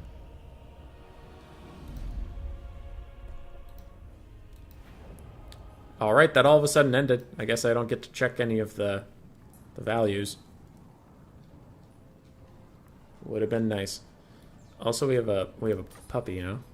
Hello, puppy. Okay. Anyway, how are we doing on the bingo? We have 1 bingo. I don't know if I'll go for 2. We'll see. We'll see. We need a Hellblaster, an Organ Gun, or Queen Bess. Those would be nice. Hellblaster, Queen Bess, those would be the easiest ways to end this. You're not seeing a lot of other things. Do we have any Empire games even? Party Eternal. Oh, hell yeah! Okay, I know how to end this. It's my own replay. I brought Hellblaster. I brought double Hellblaster. Okay, cool. Cool, we'll get into it.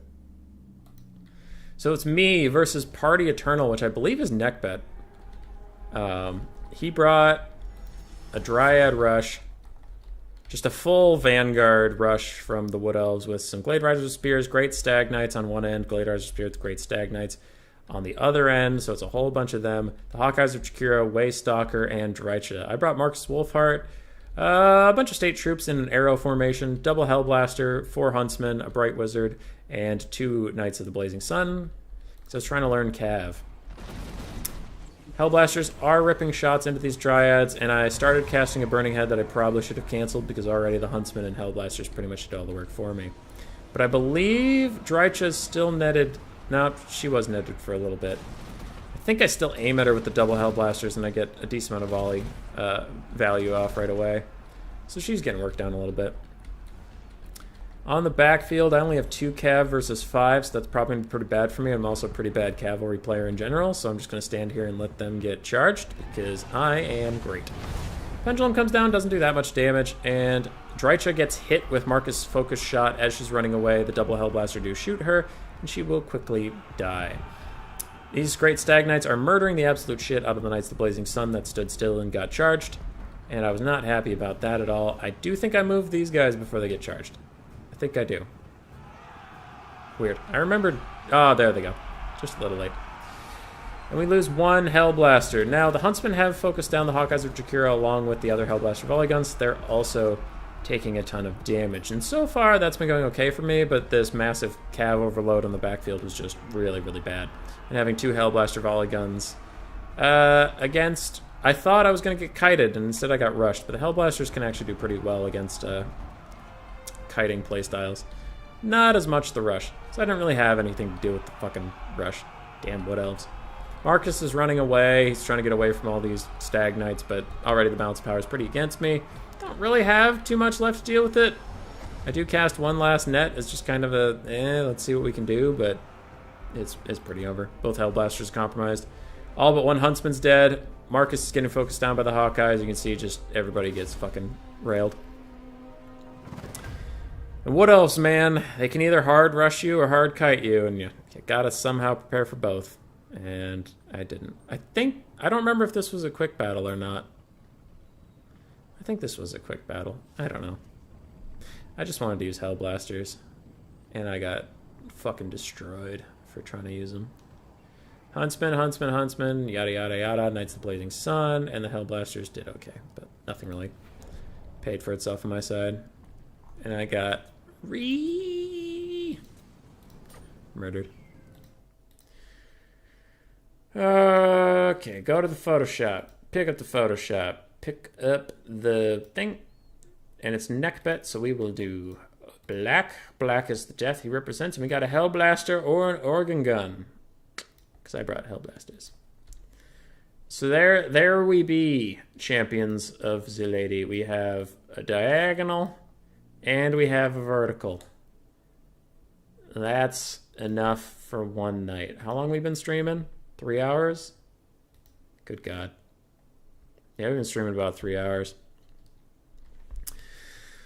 Own replays are not allowed. You're as treacherous as True Skaven. Dude, I already had a full pish posh. I already had a full thing. I don't need this. I don't need to take this from you, sir. Oh, but we'll play one quick battle. Just to end it out. Quick battle, go. Okay. Then we'll be done for the night. I got through a lot of replays, though, which is nice. Oh, look at the pouty lady. Okay, for one thing, we have the kitty cat. And then we have the pouty lady. She's so upset. Look at her. Look at her pouting. And then there's Ed. And then there's me. Ah! Hello! And then there's Ed. Okay. We're against someone without a name. That's usually great. We'll go Skaven into Wood Elves. I don't give a shit.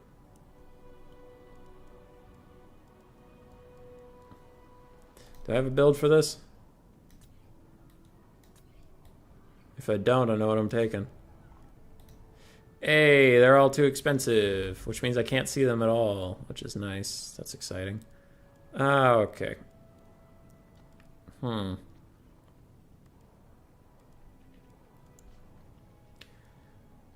Let's just fuck them up. We'll take Ikit. Get rid of that, because I don't really want to overcast on myself. Howling Warp Gale is fine. Skip that. So Ikit's pretty cheap.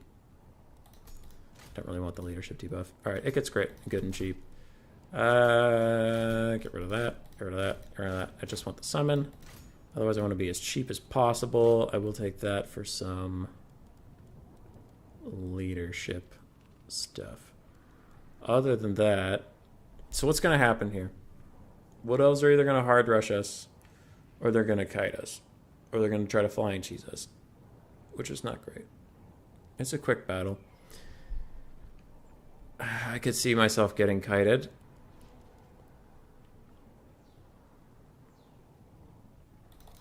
So what we're going to do is just take a Clan Scryer build.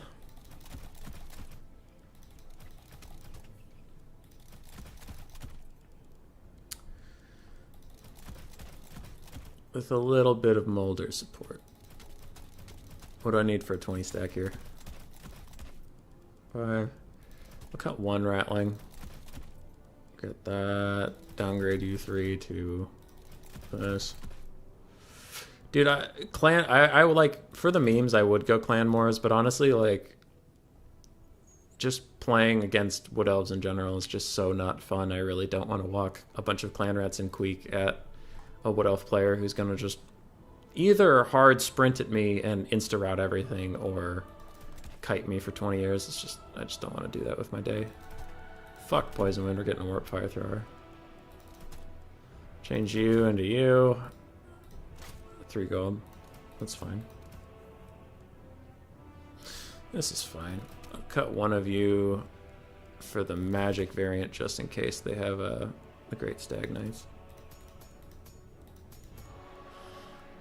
This is fine. Alright, so we have the Forge Azales in case we get kited.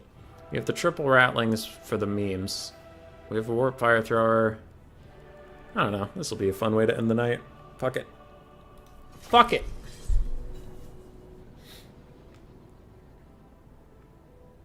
I don't care. I don't care about anything. I just want to die gloriously in a blaze of Warp Fire.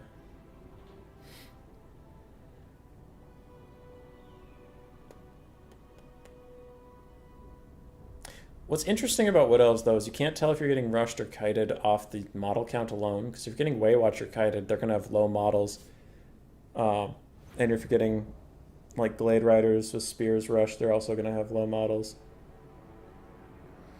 In a quick battle, though, if they have stupid low models, I know it's some cheesy bullshit.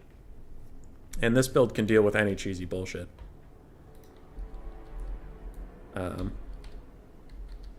Like, if you have 4 Hawk Riders and the Sisters on their birds, you're just not going to win.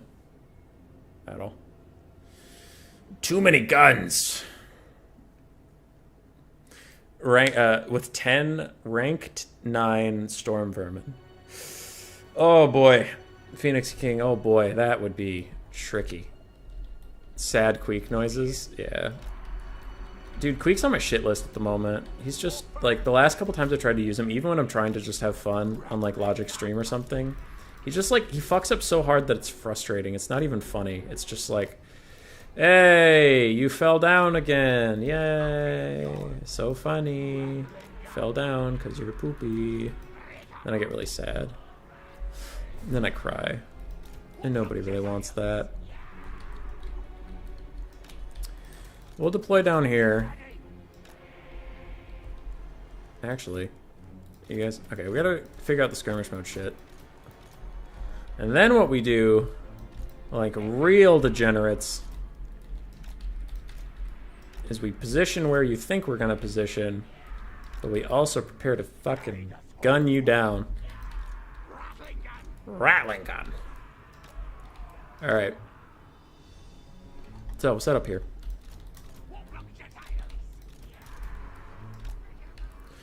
Lovely.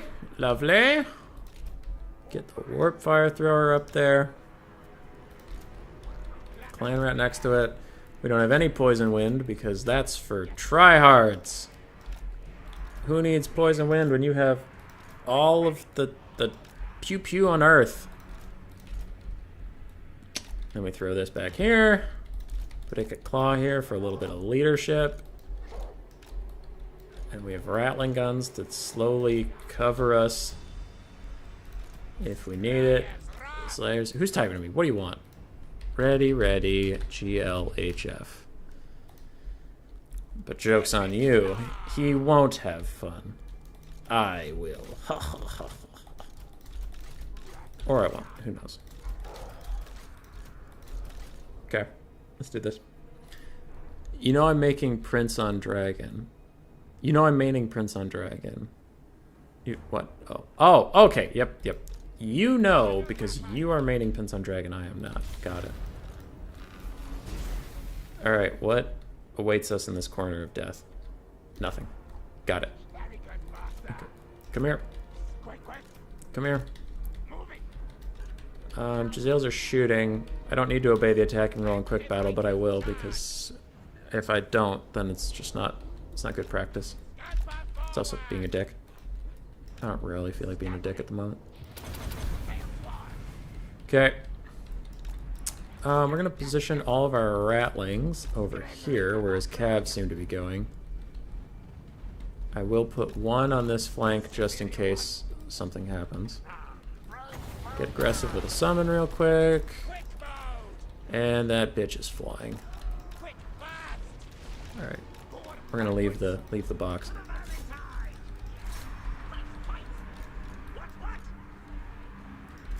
Okay. Blade Guard are getting shot. Blade Guard are getting shot. And we're going to just leave the box for a little bit. We're just going to leave the box for a little bit. We're just going to leave the box for a little bit. We're just going to leave the box for a little bit. We're just going to leave the box for a little bit. We're just going to leave the box for a little bit. Fucking get him! Fucking get him!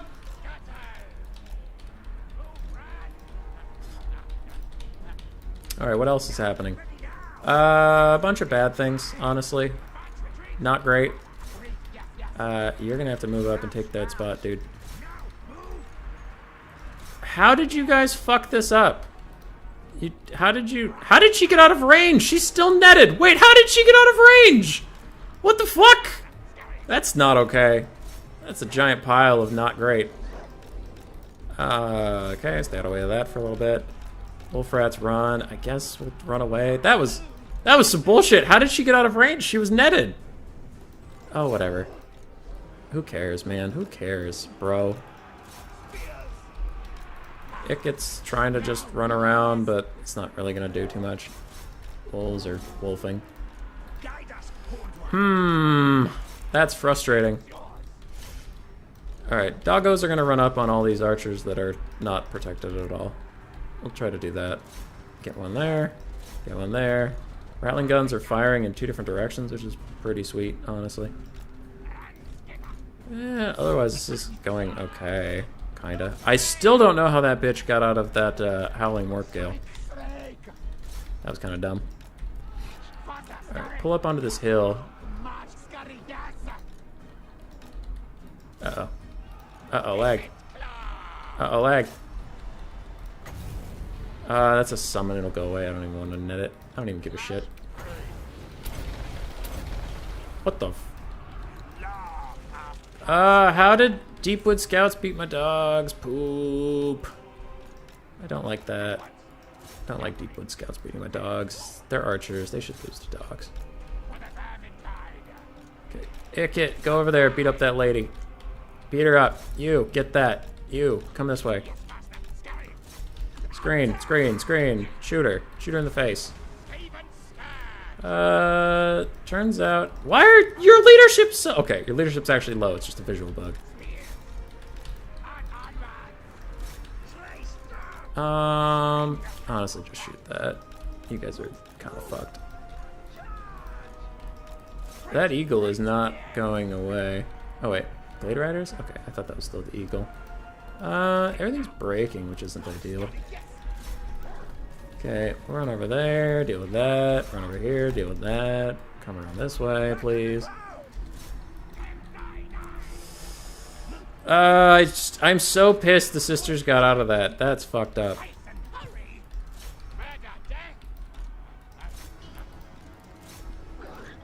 Okay. Wow, your leadership just got nuked. Holy crap. That's GG. Honestly. I hate this matchup. Okay. Concede defeat, I don't give a fuck. Do have to go check that, though. That's so dumb. Okay, 500 value on Ikit. Probably not a good choice. Ratlings all fucking sucked, as per usual. Yeah. Too many memes. Against a standard build. I do want to know what the hell happened with that net. That is the one thing I want to know.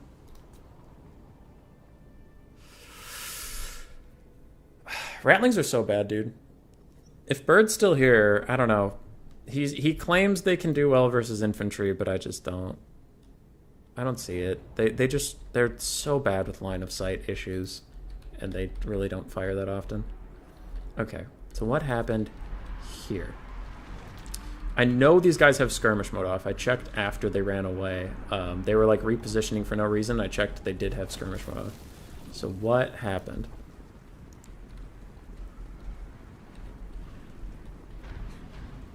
Okay, they're reshuffling like idiots, but they're still within range. And she just like keeps... Oh, she jukes so many shots with that dumb animation. She gets pushed out of their range while netted. And now she's just flying while netted. What the fuck? What?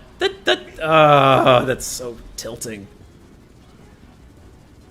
Fuck that character.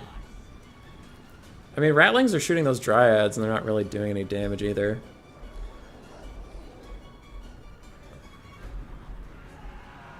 The net kind of worked, but she just, like, all of her animations got really fucked up inside of it. Over here, they're just, a lot of them didn't fire even though they could see. Yeah, but then she flew back to her original spot. I don't know. Ratling's just, like... the Eagle flew back to the spot it was netted in. Yeah. Fucking Eagle hitboxes, though. That sucks. That sucks. I did just want to see that really quick again.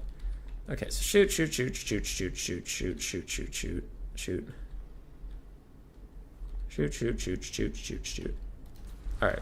So yeah, this Ratling gun unit is firing at this guy, and it's just not really...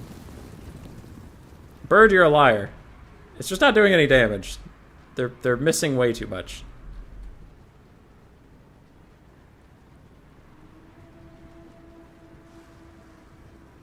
They're missing way too much.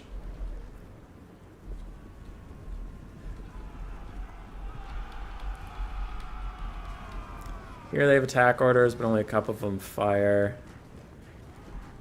Yeah. I like the teeth breakers in certain matchups, but I don't really appreciate other Ratlings. Ugh. Just a weird moment of vertigo.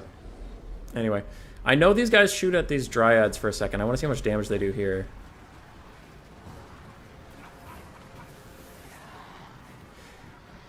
That's okay damage, but it's not nearly good enough for their cost. Because they're 850. Yeah. I don't know.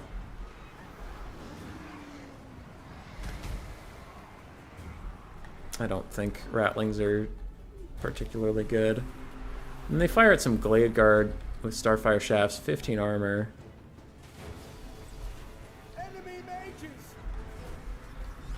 And they're just missing a lot.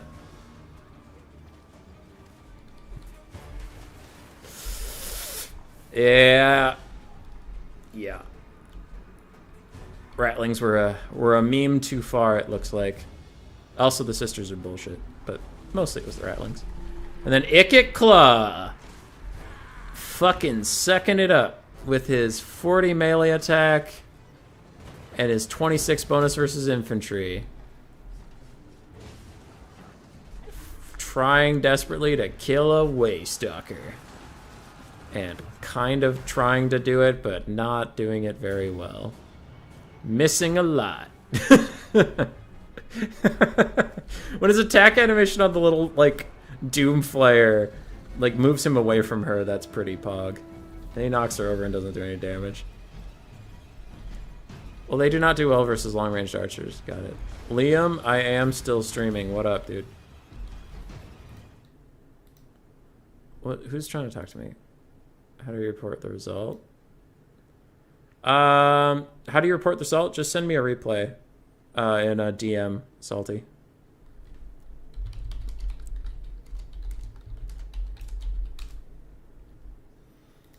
But, yeah. I don't know, because that's kind of my thing with rattling guns, right? Is, I guess we could do that really quick. They do good damage, as Bird's saying. Not even that. Well, yeah. Okay. They do good damage. It's just that the situation they do good damage in is so specific that I don't think that they're that useful personally. Because it's like, as Bird was saying in the chat, they don't do much damage at long range, which sucks. That they get so inaccurate at long range. But then if they only do good damage at short range, then if anything's in between you and your opponent, they're gonna, it's gonna get obstructed. So it's like, well, okay, you can't shoot them at long range when there's nothing in your way. You can't shoot them at short range when there is something in your way.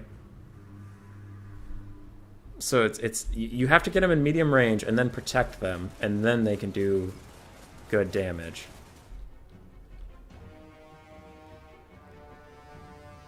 But yeah. It's tricky.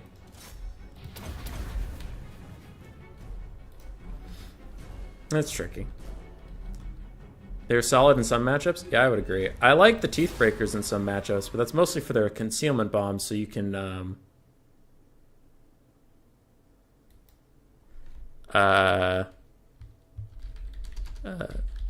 for that game to cast with the stream for the face-off.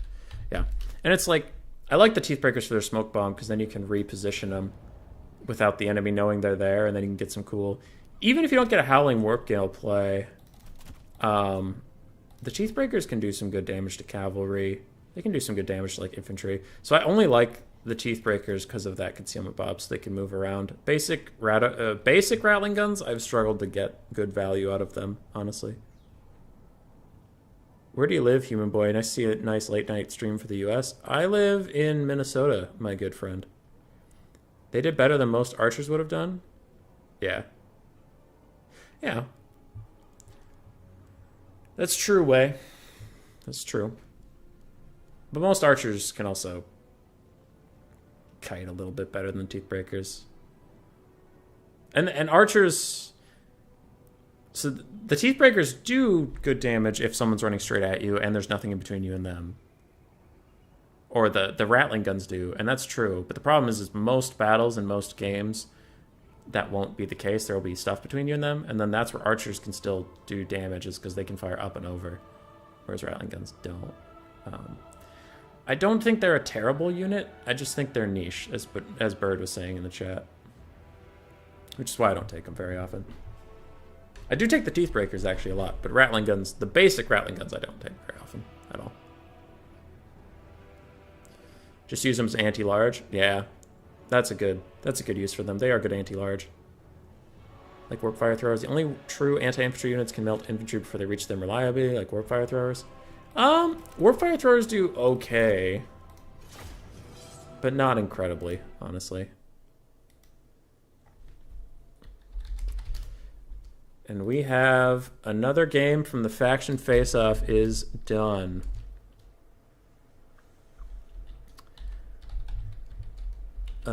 Only 1 million more to go. Alright, we'll do the Warp Fire thing, then I am actually done for real. For real this time. Oh, they can't spread out because of that stupid rock. Oh shit, I didn't bring an infantry unit. Duh. Nice, Minnesota went to school up there at St. John's. St. John's. Where is that? Why am I blanking on where that is?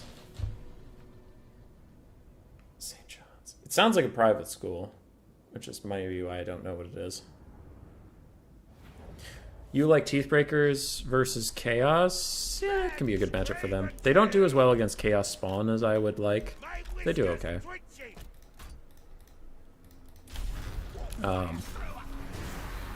The Teethbreakers themselves can be good, though. They can do some good damage to Sartorial. Some, not a lot. They can deal with double Manticore nicely if you protect them. Counterfire some Chariots, fire some Skirmish Cav, that kind of shit. Well, Fire Thrower. Whee! Oh, they're going after Tretch.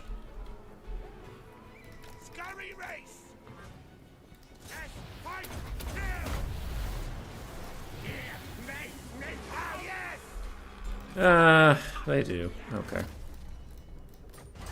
St. John's and Duluth? Maybe.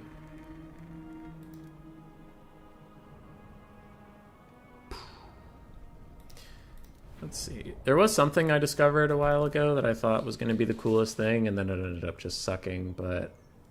I think, because don't Tomb Kings have, like, fire weakness somewhere? I guess not. But I noticed that this stuff just, like, clears out basic Tomb Kings infantry, and I was really excited about that, but then using them in practice, it was not super practical. Collegeville, north of the city, is about 90 minutes near St. Cloud. Ah. I see. Yeah, I went to the University of Minnesota Duluth, so I was up there. Turn off skirmish mode, don't die. The repositioning messed up their second volley, that's true. That's decent. Would have removed Frenzy if Siggy wasn't around. Yeah. I mean, Warp Fire Throwers aren't terrible, they're just not that useful.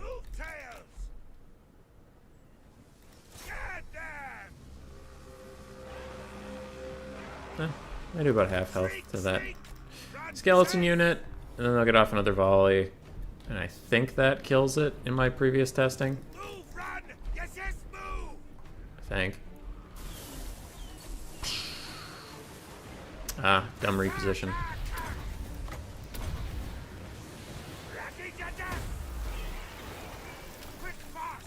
Fuck off, idiots! Haha!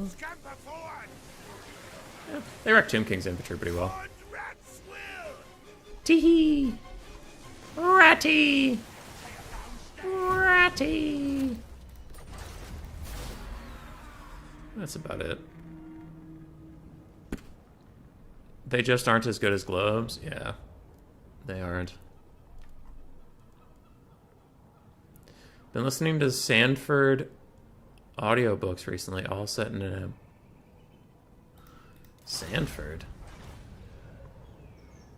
Anticity experimented with Skaven gunline builds a lot. Sounds like Anticity.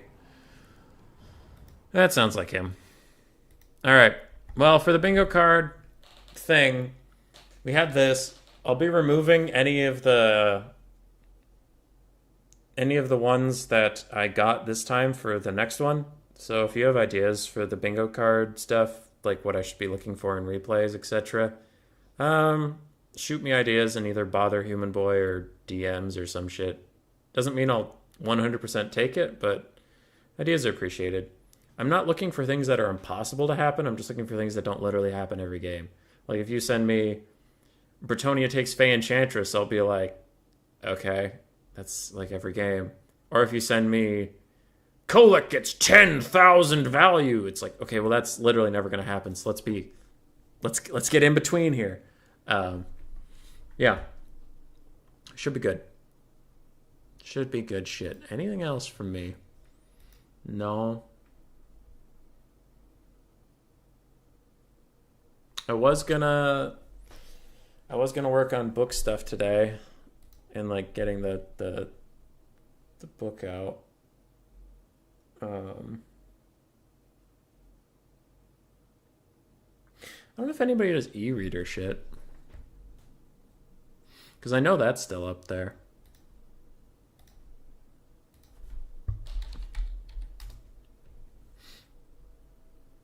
Browse.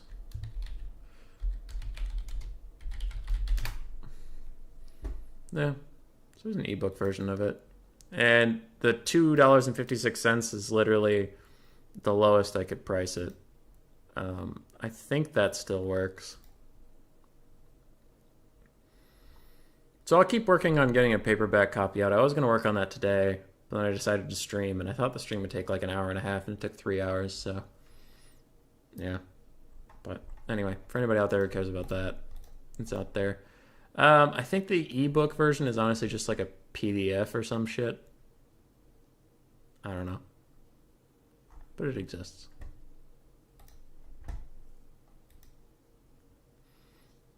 Kolek gets 10,000 value on Faye. Oddly specific, Loopy. Oddly specific. Alright, lads. That's about it for me. I'm going to head out for the night. You all take care.